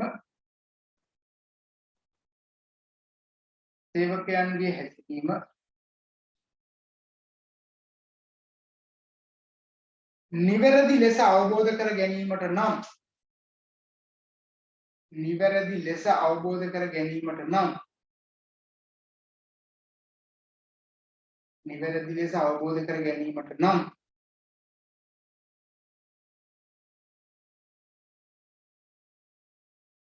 සේවකයන්ගේ වැඩ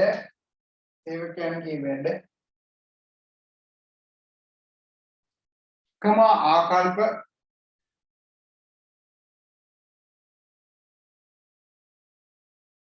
කණ්ඩායම් නියමයන්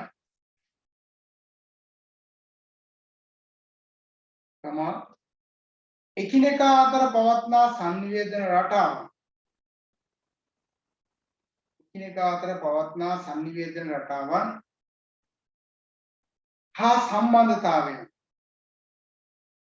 හා සම්බන්ධතාවයන් යනාදිය පිළිබඳව අවබෝධ කර ගැනීම අත්‍යවශ්‍ය වේ.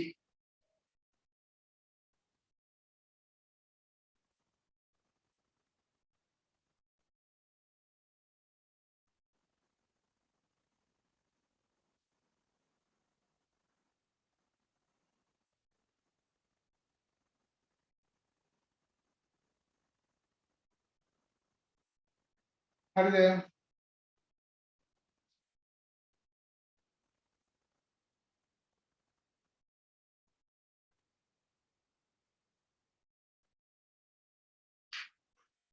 මායෝගේ ඔය හෝතෝන් පරීක්ෂණය මම කියන්න යන්නේ නැහැ. රයිට්. ලියාගන්න තරුවක් දාලා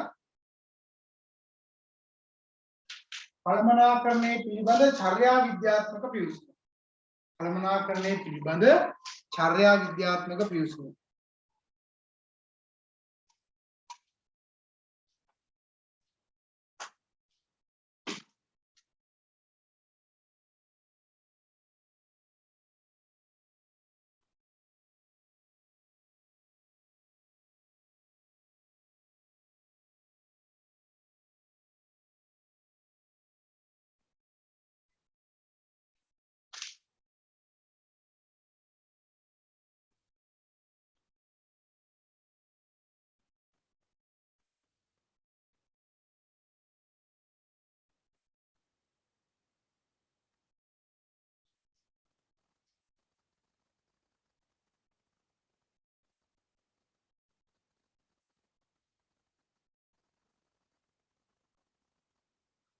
දැන් මේ චර්යා විද්‍යාත්මක පිවිසුම ගැන කතා කරනකොට චර්යා විද්‍යාත්මක පිවිසුම තුළ දකින්න ලැබෙන කාරණා තමයි මනෝවිද්‍යාව.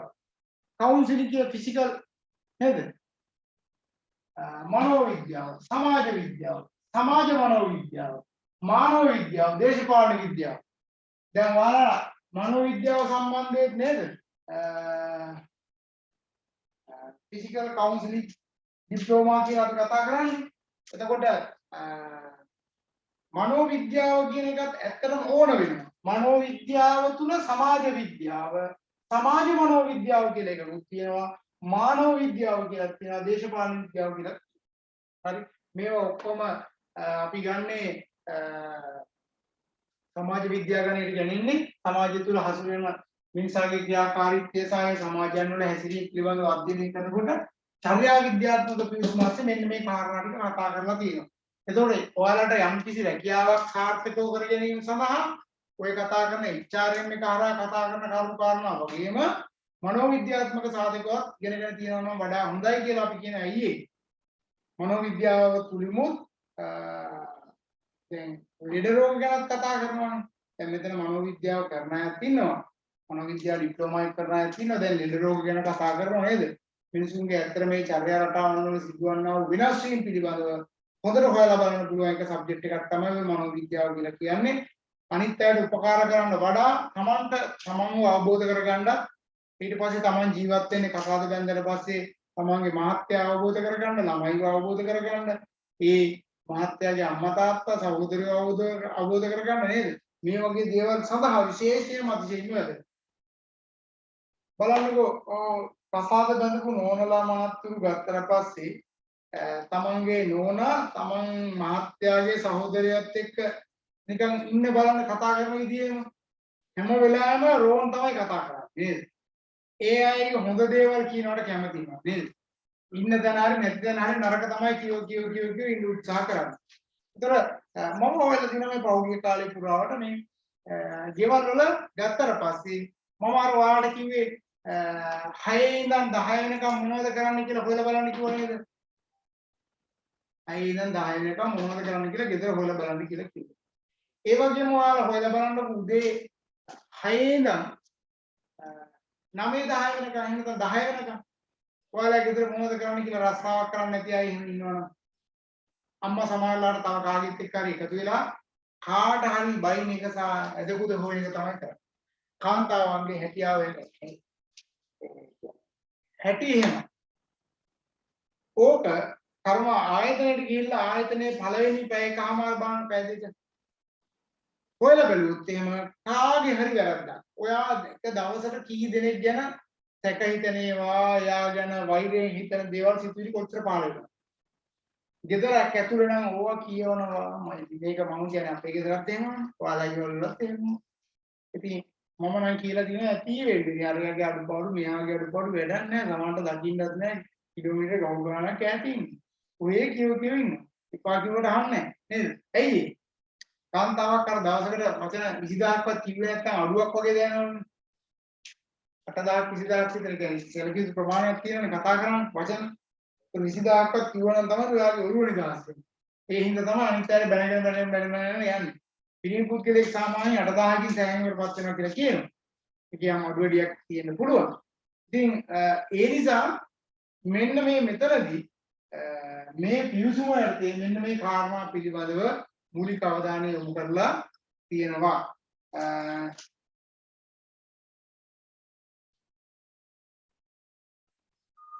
ලියාගන්න මෙහෙම මිනිසා යනු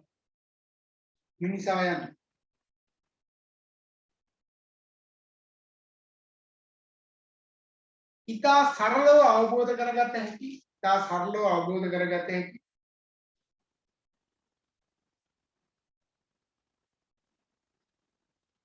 ආර්ථික සත්වයක හෝ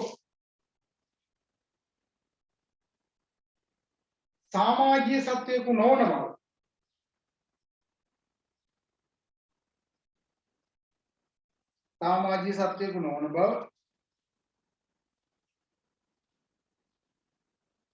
පැහැදිලි වන අතර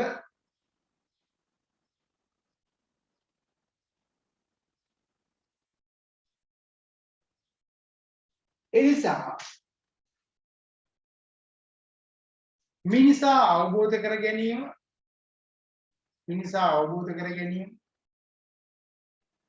කමා පුරෝගතනය කිරීම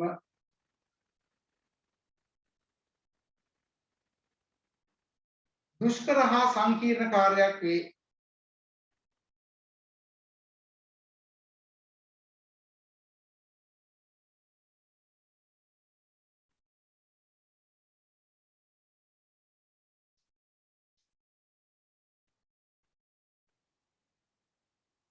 ඒ අනුව මෙම පිවිසුමේදී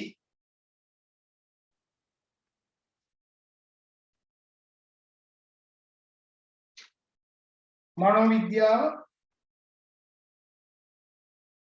සමාජ විද්‍යාව,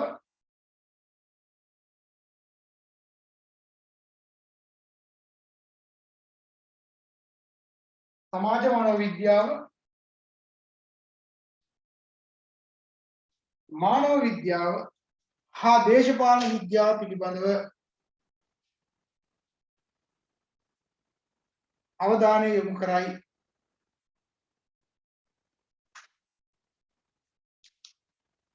ඔයාලා නිකන් මේ විදිහට දාගන්න. චර්යා විද්‍යාත්මක පිවිසුම කියලා දාලා මේ පහ දාන්න. මනෝවිද්‍යාව, සමාජ විද්‍යාව, සමාජ මනෝවිද්‍යාව, මානව විද්‍යාව, දේශපාලන විද්‍යාව කියලා.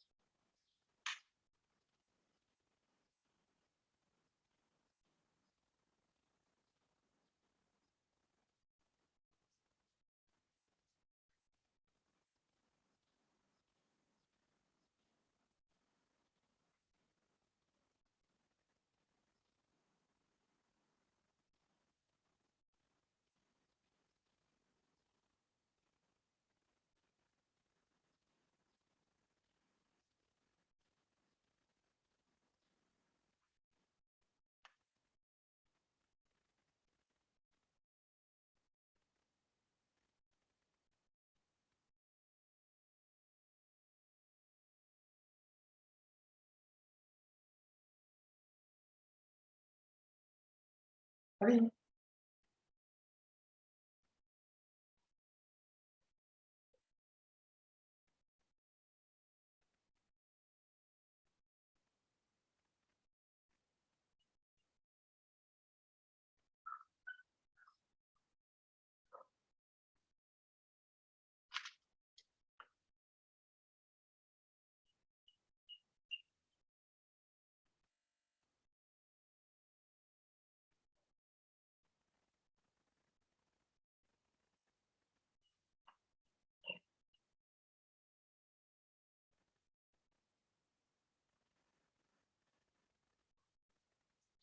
හරි නේද? right.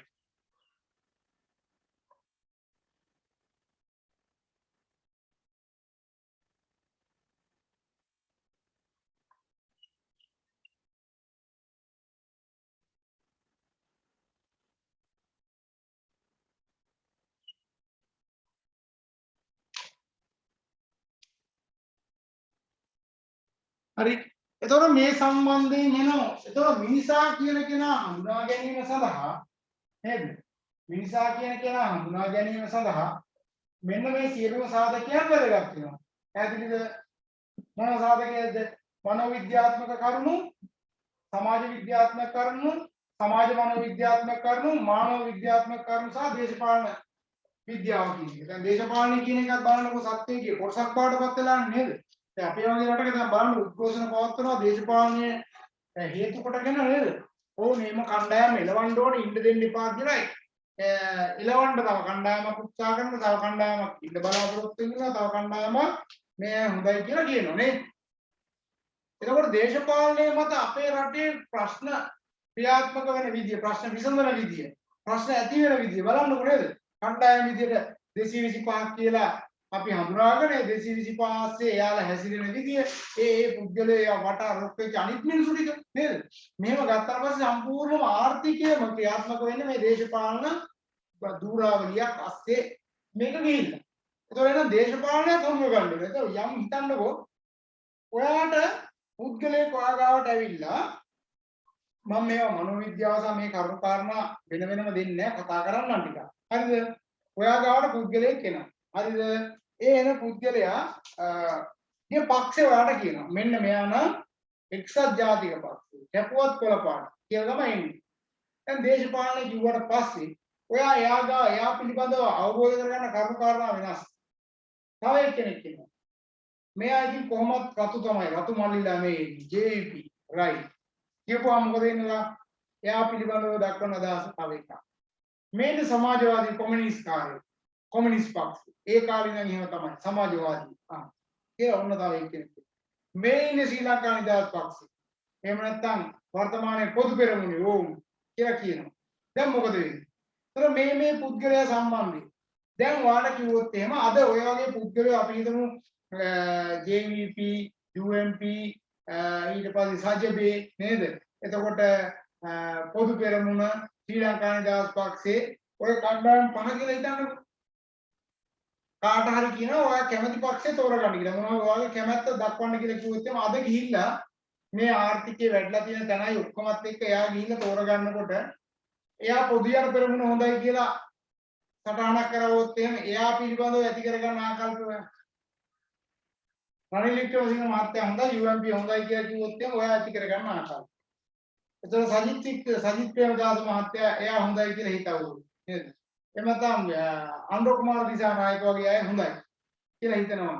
එහෙම නැත්නම් මෛත්‍රීපාල මහත්තයා වගේ නේ ඒ වගේ කට්ටිය හොඳයි කියලා හිතනවා නම් ඒ දේශපාලන ප්‍රවාහය තුල ගනු ලබන තීන්දුව తీරනත් එක්ක ඒ පුද්ගලයා පිළිබඳව ඔයා යම් අවබෝධයක් වෙන් කරගන්නවා නේද? මං කියන්නේ එතකොට එයාගේ දේශපාලනයේ තුලම ඔයාට මේ කියන කෙනාව අවබෝධ කර ගැනීමට යම් පිටුවහලක් ඇවිල්ලා තියෙනවා. ඒ නිසා අපිට දේශපාලනය බැහැර කරන්න බෑ. දැන් අද හාමුදුරුවෝ දේශපාලනය කරනවා නේද? දැන් සමහර හාමුදුරුවෝ ඒ පක්ෂ වල කඩේ යනවා කියලා අපි කියන්නේ නේද?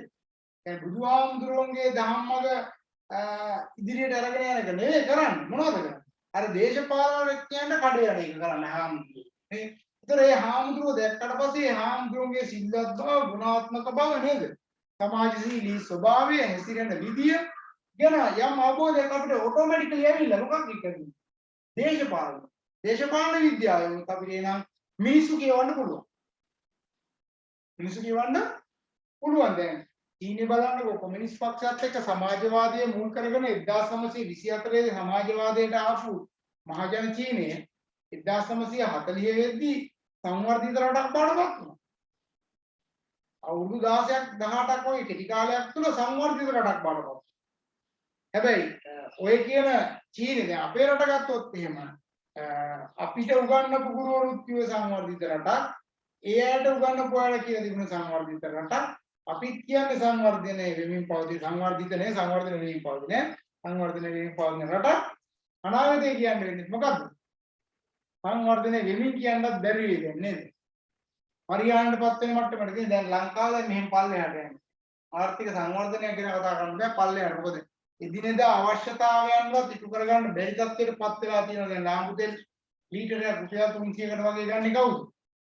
එහෙම අරගෙන ජීවත් වෙන්නේ කොහොමද නේද? ඒ වගේ තැනකට ඇවිල්ලා තියෙනවා. ඒතකොට කන බොන දේවල් දැන් පරිප්පු වගේ ගත්තොත් රුපියල් 620කට වගේ පරිප්පු කිලෝ එකක් ගිහින් මේ රුපියල් 60 70කට තිබ්බ පරිප්පු. ඉතින් මේවා කොහොමද ජීවත් වෙන්නේ මිනිස්සු? එතකොට හාල් කිලෝ එක 230 240ට ගිහිල්ලා තියෙනවා. රුපියල් 90ට 80ට තිබ්බ හාල් දැන් එතන ගියාට පස්සේ මේවා ආපස්සට ගේන්නේ කොහොමද? නේ? ඒතකොට එහෙනම් මේවා ආපස්සට ගන්න මොනවද අපි කරන්න ඕනේ? ඒක ඩොලර් එකම නෙවෙයි ඔය ප්‍රශ්න ඔක්කොම ඩොලර්ම නෙවෙයි. නමුත් ඩොලර් එක සාධකයක්. ඒ සාධකයේ මත අනිකුත් සාධක ගොඩනගාගෙන මේවා වැඩි කරගෙන යනවා නේද? දැන් ඩොලර් එක හිතන්නකෝ ඩොලර් එකේ වැඩිවීම මත සාපේක්ෂව අපි හිතුවොත් එහෙම රුපියල් 250ට තිබ්බ ඩොලර් එක දැන් 350ට නේ ඇවිල්ලා තියෙන 400ක් මොනවා කියන්නේ? 100ක් වැඩි වෙලක් නැහැ. නමුත් 100ක් කරුණාත් එහෙනම් පරිප්පු කිලෝ එක රුපියල් 100ට තිබ්බනම් 200 වුණා එක සාධාරණයි. නේ? 200 එක සාධාරණයි. ඒක ඩොලර් එකට සාපේක්ෂව. නමුත් දැන් 600ක් වෙන්නේ කොහොමද? ප්‍රවාහණයටත් ඒකෙන් ප්‍රවාහණයට ගත්තත් තියෙන ඩොලර් එක ASCII තියෙන එකක් නේ. එතකොට අර වැඩි වෙනකොට එකම සාධකයට 4-5 සැරයක් මේකට එකතු කරලා නේ. ඒක පරිප්පු කිලෝ එක ASCII ඩොලර් එකක් එඩලා ट्रांसपोर्ट එකක් කියලා ආයෙත් ඇද්දලා තෙල් මිල කියලා ආයෙත් ඇද්දලා සේවක වලට කියලා ආයෙත් ඇද්දලා ලයිට් බිල් වතුර බිල් කියලා ඔක්කොම පරිප්පු කිලෝ එකක් ASCII ගන්න. ඉතින් පරිප්පු කිලෝ එකක් ගේන ඔච්චරම වැඩිවීමක් දක්න හම්බ වෙන්නේ නෑ. නමුත් ඒක එහෙමමයි කියලා වැඩි කරලා ගිහිල්ලා ඒ නිසා දේශපාලන ප්‍රවාහය තුළ අපිට මේක හඳුනා ගන්න පුළුවන් මානව විද්‍යාව කියලා කියන්නේ නිසා විශේෂයෙන්ම ආගම මුල් කරගනිමින් ඔහුගේ හැඟීම් මත ක්‍රියාත්මක කරන සත්‍යය. එතකොට මානව ධර්මතා කියලා අපි දන්නවා නේද? ඒතර මානව ධර්මතා ගොඩනගාගත්ත පුද්ගලයෙක් අර අපි කියන්නේ ලැජ්ජා බය දෙකට අනුව ජීවත් වෙන මිනිස්සෙක්. ලැජ්ජා බය දෙකට අනුව ජීවත් වෙනවා කියලා කියන්නේ ඔහු යහමින් ජීවත් වෙන අන් අයට හිතියරයක් කරදරයක් කරන්නේ මම ඔයාලට කියන දෙයක් තමයි විශ්ව දහම තියෙනවා. මේ විශ්වයේ තියෙන ක්‍රියාත්මක වෙන දහමක් තියෙනවා. ඒ විශ්ව දහමත් එක්ක ඔයාලට ජීවත් වෙන්න පුළුවන් නම් කිසිම දවසක ඔයාලට කරදරයක් හිංසාවක් ඇති වෙන්නේ නැහැ. ඒ දේ තමයි ඔයාලා කාට හොර කරවුවත් විශ්වයට හොර කරන්න බෑ. තේරුණාද? විශ්වය අනිවාර්යයෙන් මේක බලාගෙන ඉන්නවා. ඔයා බොරුවක් කරවුවොත් ඒ විශ්වය ඒක දකිනවා. ඔයා හොඳ වැඩක් කරවුවොත් විශ්වය දකිනවා. එහෙනම් බොරු කරන්න, හොරකම් කරන්න, වංචා කරන දේවල් ඔයාලට කරන්න පුළුවන් ඕනේ නම් තනියම. හැබැයි ඒක විශ්වය දකිනවා. ඒක විශ්වය දැක්කොත් අනිවාර්යයෙන්ම ඒකේ ප්‍රතිඵලය ඔයාලට හම්බ වෙනවාමයි. ඒතර මානව ධර්මතා තුළ විශ්වයට ගැලපෙන පරිදි ඔයාලට ජීවත් වෙන්න පුළුවන් නම්, හැඩ ගැහෙන්න පුළුවන් නම්, දුකක් කරදරයක් නැතුව ඔයාලට ඉස්සරහට යන්න පුළුවන්. ඒක වෙන්නේ කොහොමද?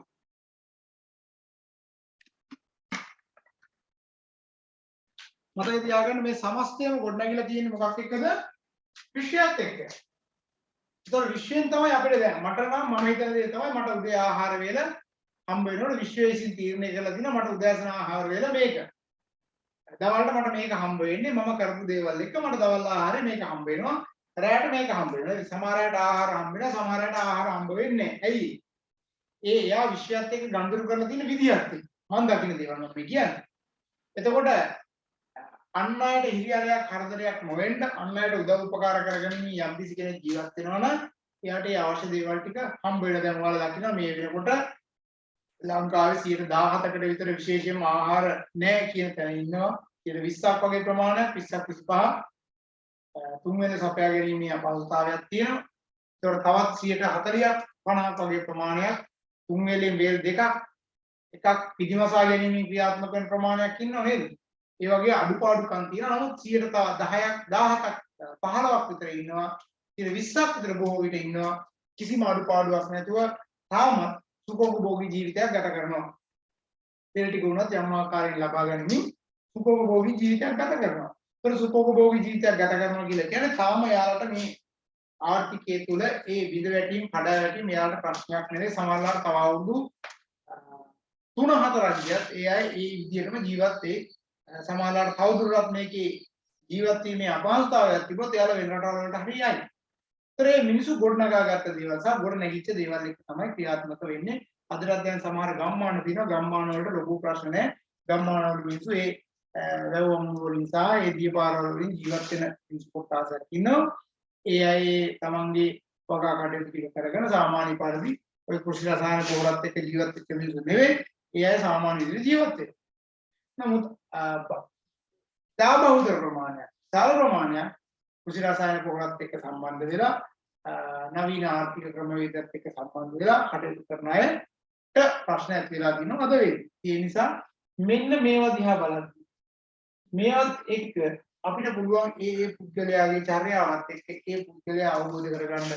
ඒතර සමාජ මනෝවිද්‍යාව තුලත් අපි කරන්නේ දැන් ඔයාලා දන්නවා සමාජය තුල මිනිස්සු හැසිරෙන විදිය නේද? දැන් බලන්න පොලිමකට ගියාට පස්සේ පොලිමේ ගහ බැනගන්න ඒවා. පොලිමේ ඉන්නකොට අර එයාගේ සිතුවිලිත් එක්ක කම්පනයක් නැවිලා එකිනෙකාගේ අර විරෝධතාවයන් කවුරු හරි ඉදිරියේ ප්‍රකාශ කරනවා නේද? ඒතර කවුරු හරි යම් කිසි කෙනෙක් ඇත්තටම පොලිම පැන්න හරි පිටින් ඇවිල්ලා ගැහුවා හරි මොනවා හරි කිව්ව ගමන් කෑ ගහගෙන හූ කියාගෙන යන්නේ මොකද්ද? එයාගේ අර ද්වේෂය කියන එක උපරිමයටම මතු වෙලා තියෙන වෙලාවක ඉතින් දවස් 2 3 පොලිමේ ඉඳලා ඒ කියන්නේ අපේක්ෂා භංගත්වය කියන එක නෙන්නේ නේද? අපේක්ෂා භංගත්වෙත් දැන් මේ මුළු රටම පත් වෙමින් තියෙනවා. දැන් 60ක් විතර ඒ තැනට ඇවිල්ලා තියෙන්නේ. 60ක් විතර අපේක්ෂා භංගත්වය කියන තැනට ඇවිල්ලා තියෙන්නේ. ඒකෝට තවදුරටත් මේක මේ විදිහට යන්න කිව්වොත් එහෙම අර පීඩනේ දරා ගන්න බැරි තැනට ඇවිල්ලා පොලිමේටපත් වෙනවා. අර ඔයාලා දැක්ක එක දවසක් දෙකක් ඇතුළත අර ගෙවල් ගිනි කියලා වගේ දේවල් කරේ. දැන් මේ වගේ මිනිස්සුන්ට දැන් හිතන්නකෝ දැන් හෙට දවසෙත් ආය ඩීසල් පෙට්‍රල් වැඩි කරනවා. මොකද වෙන්නේ? මිනිසුන් දරා ගන්න බැරි වෙනවා. ඉතින් ඔය දරා ගැනීම නොහැකි වීම තුළ රජය කියන ඒවට දකින තැන පහර එල්ල කරන්න, ඒ පුද්ගලයන් පහර එල්ල කරන්න වගේ දේවල් වලට මිනිසු පෙළඹෙනවා. හේතුව දරා ගැනීමට නොහැකි වීම තුළ. ඉතින් ඒක වළක්වන්න බැරි වෙයි. සමහර ලාවට එහෙම ඉස්සරහට ගියොත් එහෙම මොකද මේක 120යි 130යි කියපු තෙල් ටික නේද? 150 180 100 200 250 260 ඔය විදිහට ඇවිල්ලා දැන් 400 දැන් 500 600 ගණන් වලට යන්න ගියොත් එහෙම මිනිස්සුන්ට මේක දරා ගන්න බස් එකකට දැන් නිකන් එක පඩියක් නැග්ගා රුපියල් 32ක් වගේ ගෙවන්න බෑනේ. පොඩි දුරක් ගියා රුපියල් 40ක් 50ක් ගෙවන්න ඕනේ. ඒතර මේ වගේ දේවල් දරා ගැනීමට නොහැකි වෙනවා. ඒතර සමාජ මනෝවිද්‍යාව ඇතුළේ මෙන්න මේ කාරණා පිළිබඳව අපිට යම් අවබෝධයක් ලබා ගන්න පුළුවන්. සමාජය තුළ මිනිසුන්ගේ හැසිරීම් රටාවන්. ඒතර මේ වගේ කාලවකවානුවක් තුල හැසිරෙන විදිහ. ඒතර අපි ස්වයංපෝෂිතව හිටපු කාලයක් තුල ශාස්ත්‍රීයත්වයේ මුල් වෙච්ච කාලයක් තුල අපි හැසිරෙනකොට අපි හැසිරෙන විදිය. දැන් යුද්ධ දින කාලේ අපි හැසිරිච්ච විදිය. යුද්ධයෙන් පස්සේ යුද්ධ ඉවර වෙලා 2010 11 12 13 14 වගේ කාලයක් තුල අපි හැසිරිච්ච විදිය. නමුත් ඒ යුද්ධය අවසන් වෙනවත් එක්ක මිනිසුන්ගේ මානයන් වෙන පැත්තකට අරන් ගිහිල්ලා පාලකයෝ Tamanට අවශ්‍ය කරන දේවල් ටික කරගැනීමේ ප්‍රතිපාදන මේ භුක්ති විඳින්නේ නේද? ඒතර ඒවා තමයි අද අපිට භුක්ති විඳින්න ලැබෙන්නේ. එතකොට එතන ඉඳන් මේ අවුරුදු 4 5 ඇතුළත කරලා තියෙන දේවල් විනාශය අපිට හිතා ගන්නත් බෑ. එතකොට 15න් පස්සේපත් වෙච්ච නායකයෝත් ඒවා එහෙම්මම යටපත් කරගෙන ඔය ඉස්සරහට ආපු එකක් තමයි තියෙන්නේ. එතකොට මේ සමාජය තුළ මනෝවිද්‍යාත්මක කාරණා අවබෝධ කරගැනීමෙන් ක්‍රියාත්මක කරන්න පුළුවන්. එහෙනම් සමාජ විද්‍යාව තුළ සමාජ මනෝවිද්‍යාව තුළ මානව විද්‍යාව තුළ දේශපාලන විද්‍යාව තුළ මෙන්න මේ ආදී කරුණු කාරණා තුළ අපිට ඉගෙන ගන්න පුළුවන් මොකද්ද මෙන්න මේ චර්යාත්මක පිවිසුමේ කරුණු කාරණා පිළිබඳව මෙහෙම ලියන්න ඡේදකින් කළමනාකරණයේ ඉතා වැදගත් වන කළමනාකරණයේ ඉතා වැදගත් වන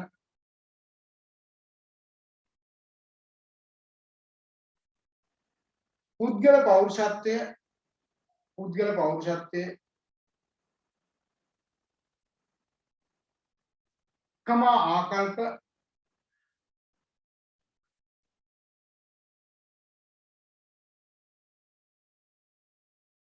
කණ්ඩායම් ගතිකත්වයන්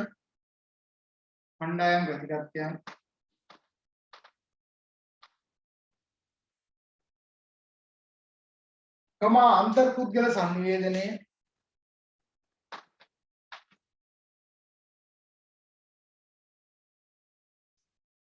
කම බලය හා දේශපාලනය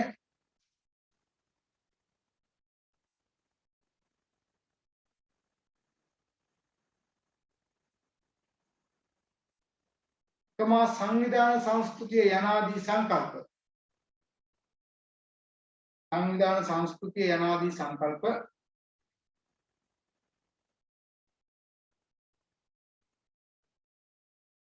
රාශියක් පිළිබඳ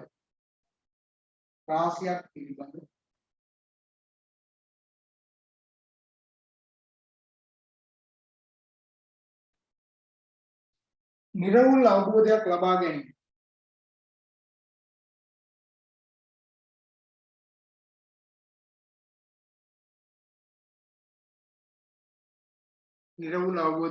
ගැනීමට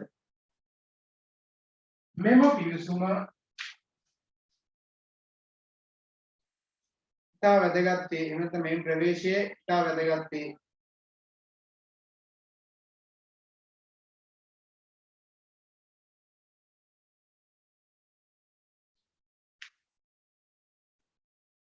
මම ඔයාලට එනම් කියන විශේෂ කාරණාවක් තියෙනවා මොකද්ද?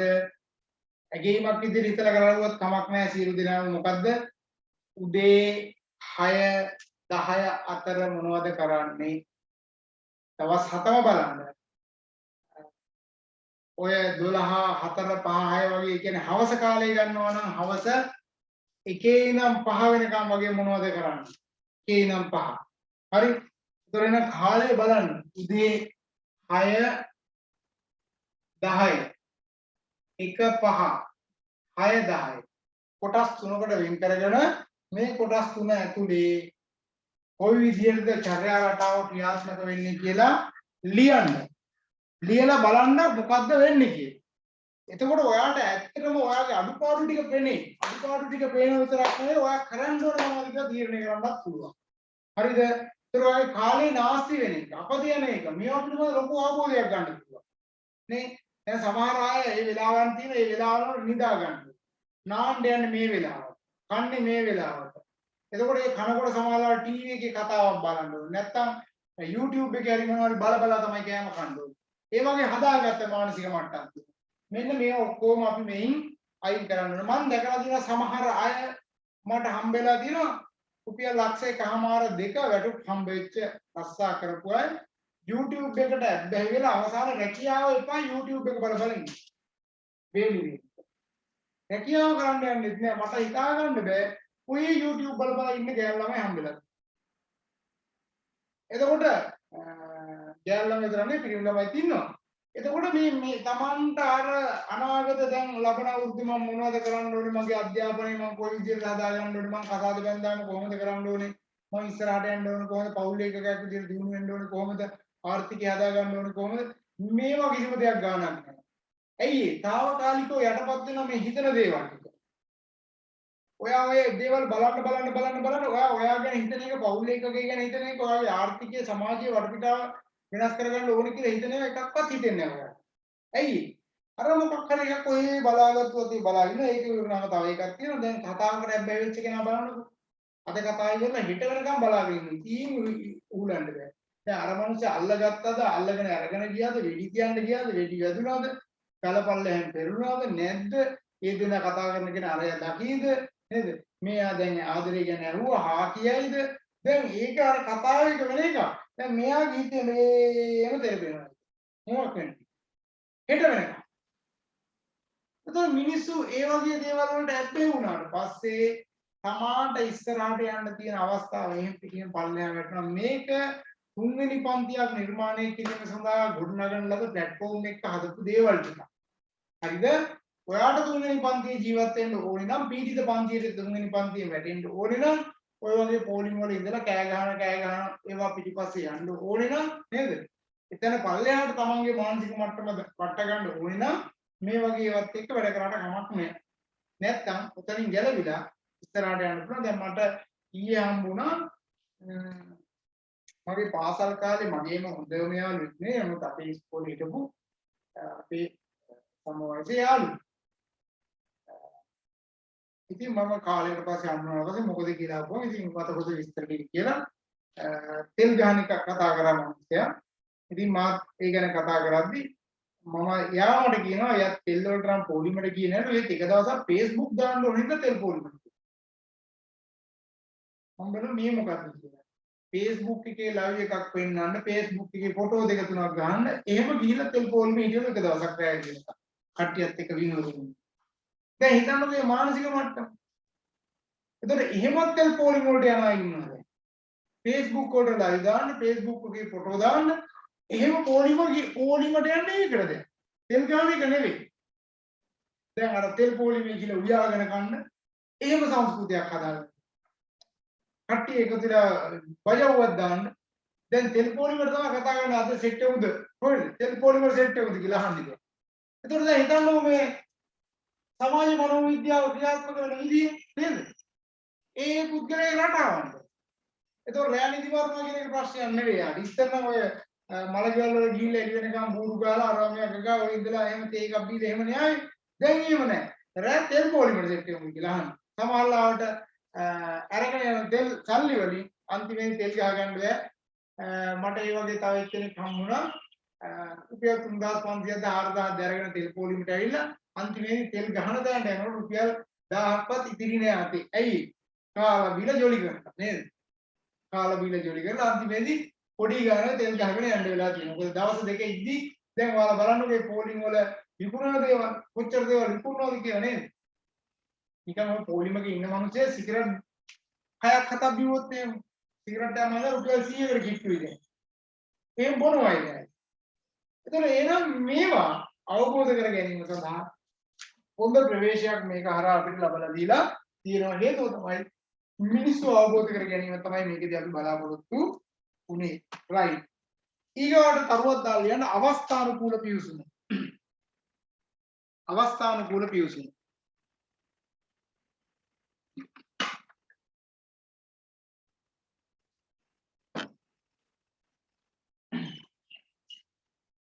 අවස්ථානුකූල පිවිසුම.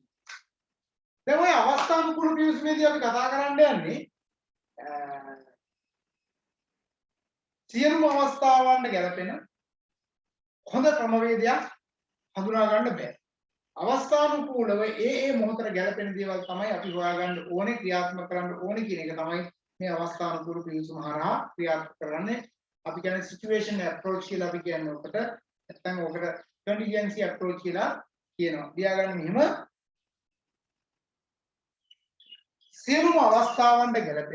සියලුම අවස්ථාවන්ට ගැලපෙන වඩාත්ම හොඳ වඩාත්ම හොඳ එකම එක කළමනාකරන ක්‍රමයක්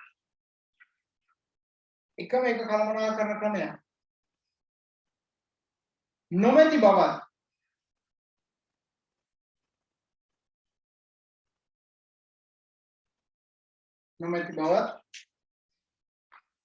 එනිසාම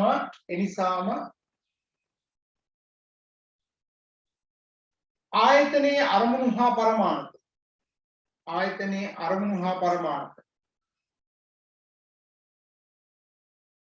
ඉටු කර ගැනීමට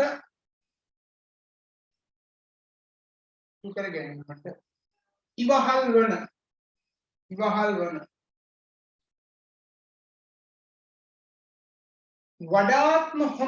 වඩාත්ම හොඳ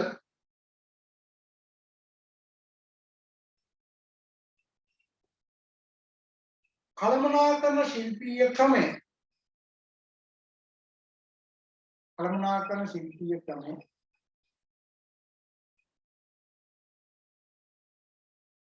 අදාළ අවස්ථාවන්ට අනුව වෙනස් වන බව මින් පැහැදිලි කරයි.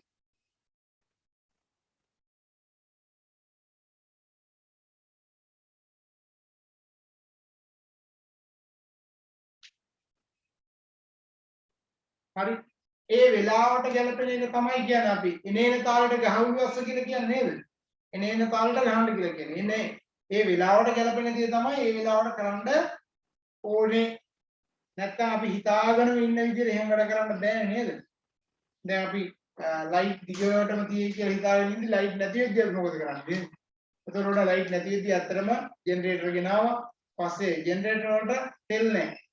දැන් මොකද කරන්නේ? මම දැක්කා පොල් තෙල් වලින් දුවන්න පුළුවන් වාහන හදලා තියෙනවා කියලා අද. පිටරට සාමාන්‍ය දැන් වතුර වලින් දුවන්න පුළුවන් ඒවා හදලා තියෙනවා. සූර්ය බලයෙන් දුවන්න පුළුවන් ඒවා හදලා තියෙනවා නේද? ඒ වගේ විකල්ප ක්‍රමවේදයන් අපිට එන මේවත් එක්ක තීරණය කරන්න වෙනවා. right. ඡේදකින් ලියා ගන්න මෙහෙම. මේ අනුව අවස්ථානුකූල පිවිසුමට අනුව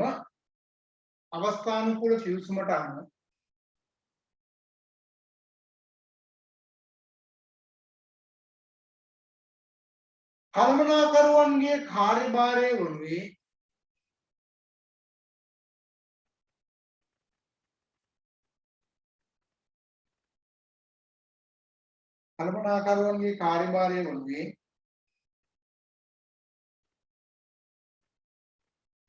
අදාළ විශේෂිත වාතාවරණ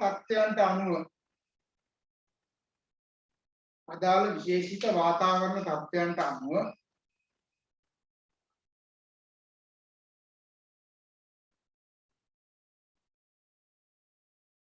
සංවිධානයේ අරමුණු ළඟා කර ගැනීම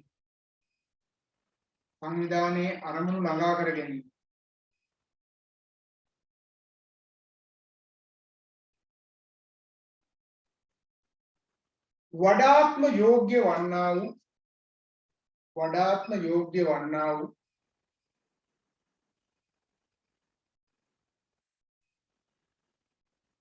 කළමනාකරන ශිල්පීය ක්‍රමය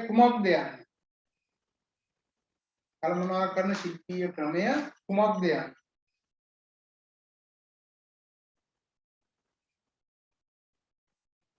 නිවැරදිව තීරණය කිරීමයි.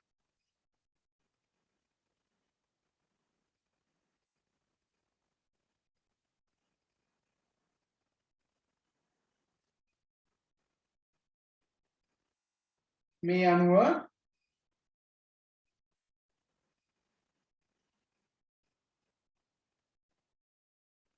ඕනෑම කළමනාකරන ශිල්පීය ක්‍රමයක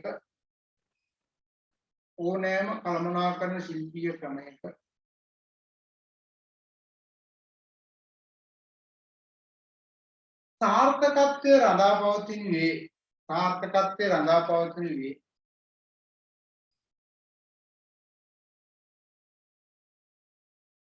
අදාළ අවස්ථාවට එම ක්‍රමය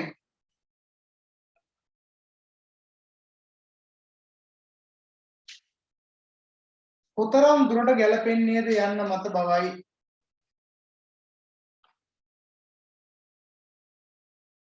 හරිද? එහෙනම් ඔය කරුණු කාරණා ටිකත් එක්ක මම ඕක උතනින් ඉවර කරනවා. හරිද? මම ලබන සතියේ කතා කරන්නම් මේ කාරණාව. හැබැයි මාතෘකාව ලියාගෙන තියාගන්න. Z න්‍යාය. Z theory එක. Z න්‍යාය. මාතෘකාව ලියාගන්න. Z න්‍යාය. ඔය Z න්‍යාය ASCII අපි කතා කරන්නේ ජපන් කළමනාකරණය, ඇමරිකානු කළමනාකරණය සහ ඒ වගේ එකතුවන් පිළිබඳව අපි කතා කරන්න බලාපොරොත්තු වෙන්නේ. එතකොට Z න්‍යාය කියන තමයි මට එතකොට කතා කරන්න තියෙන්නේ. මෙන්න මේ දේත් අහගන්නකො. දැන් මෙතන මට මතක විදිහට හැමදාම පන්තියේ හිටපු අය අතර 105 උරේසා හර්ෂණී දිගටම හිටියා නේද පන්තියේ? මයික් එක ඔන් කරගන්න පොඩ්ඩක්. ඔව් සර් හිටියා. හිටියා නේද? ඔව්. 105 හිටියා සර් ක්ලාස් එකේ. උරේසා හර්ෂණී දිගටම පන්තියේ හිටියා නේද? හැමදාම. ඔව් සර්. ඔව් හිටියා. අවුගේ සති කීපේ? ඔව්. හිටියා නේද? හිටියා සර්. ඔයා කියන එක මට ඇහෙන්නේ. ක්ලාස් එකේ හිටියා සර්. මං කියන එක ඇහෙනව නේද? මෙසේජ් එකක් කර දාන්න හටම ගන්න. මොකද ප්‍රශ්නේ?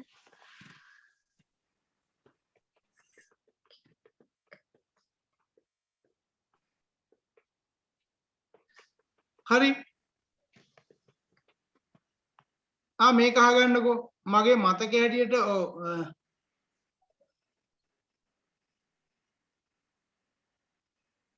ඔව් ඔයා කියන එක මට ඇහෙන්නේ. එහෙම ප්‍රශ්නයක් තමයි තියෙන්නේ. හරි. මම මේ කියන එක අහගන්නකෝ. 105 මගේ මතකයේ හැටියට හිටියා. එතකොට ඔයා 346 දිගටම ඉඳලා තියෙනවා. 346 කියන්නේ එයාගේ DC නම්බර එකනේ. ඔයා මෙහෙම උදව්වක් කරන්න ඕනේ අනිත් අයට. මොකද මට පහුගිය ලෙක්චර්ස් දෙකක් ඔයාලට මතක ඇති පැය එකයි කාලක් වගේ කරපු ලෙක්චර්ස් දෙකක් රෙකෝඩින් එකේ ප්‍රශ්නයක් ඇති වුණා මට. ඒ නිසා 45 44 45 මම එකට තමයි ඇඩ් කරලා වීඩියෝ එක දාලා තියෙන්නේ. ඒතකොට මම මේක 46 කියලා සඳහන් කරා. සමහර අයට වීඩියෝ එක බලලාම සම්බන්ධ වෙලා ඒ වැටි කරගන්න නිසා සමහර අයගේ නෝට් එකේ පිළිබඳ ප්‍රශ්නයක් තියෙනවා. ඒ නිසා 105 ඔයා පහුගිය සති 5ක අදාළ නෝට් එක තියෙනවා ලියාගත්ත නෝට් එක. ඒ සති 5 නෝට් එක එකවර WhatsApp එකට දාන්නකෝ. මම ඒක අනිත් අයට ඒක ෂෙයා කරන්න. ඒතර අනිත් අයට උදව්වක් විදියට ඒ නෝට් එක දාන්න. එතකොට අඩුපාඩුවක් තිබ්බොත් ඒ නෝට් එකෙන් ගන්න පුළුවන්. ඔයාගේ නෝට් එක ෆොටෝ ගහලා ඔයා WhatsApp එකට දාන්න අපේ 076 43 නම්බරයට දාන්න. මම ඒක අනිත් අයට ෂෙයා කරන්න ගෲප් එකට. හරි නේද? හරි ඒක උදව්වක් විදිහට මම කිව්වේ මොකද සමහර අය නෝට් එක ගන්න බැරි වෙච්ච අය ඉන්න නිසා. හරි. කොහොම නමුත් මම අනිවාර්යයෙන්ම උත්සාහ කරනවා ලබන සතියේදී ඔයාලගේ ප්‍රතිඵල නිකුත් කරන්න. මේ සතියේත් ඇත්තටම ඒ අපහසුතාවය තිබ්බ නිසා. හරි. එහෙනම් එයා ඒක ඉවයි. ඊට පස්සේ මම මේක ගෲප් එකට දාන්නම්. ලබන සතියේ නම් අපි සෙනසුරාදා උදේ 7:00ට හම්බෙමු. මාතෘකාව දැන් ඔයා දන්නවා. ඉසර් න්‍යාය ගැන තමයි මම කතා කරන්නේ. ඉසර් න්‍යායට එහා ගිය තව කරුණු කාරණා කතා කරන්න අපිට පුළුවන් වෙයි. එහෙනම් හරි. අද දවසේ සම්බන්ධයෙන් සියලු දෙනාටම බොහොමත් ස්තුතියි. නැවත අපි ලබන සතියේ හම්බ වෙමු.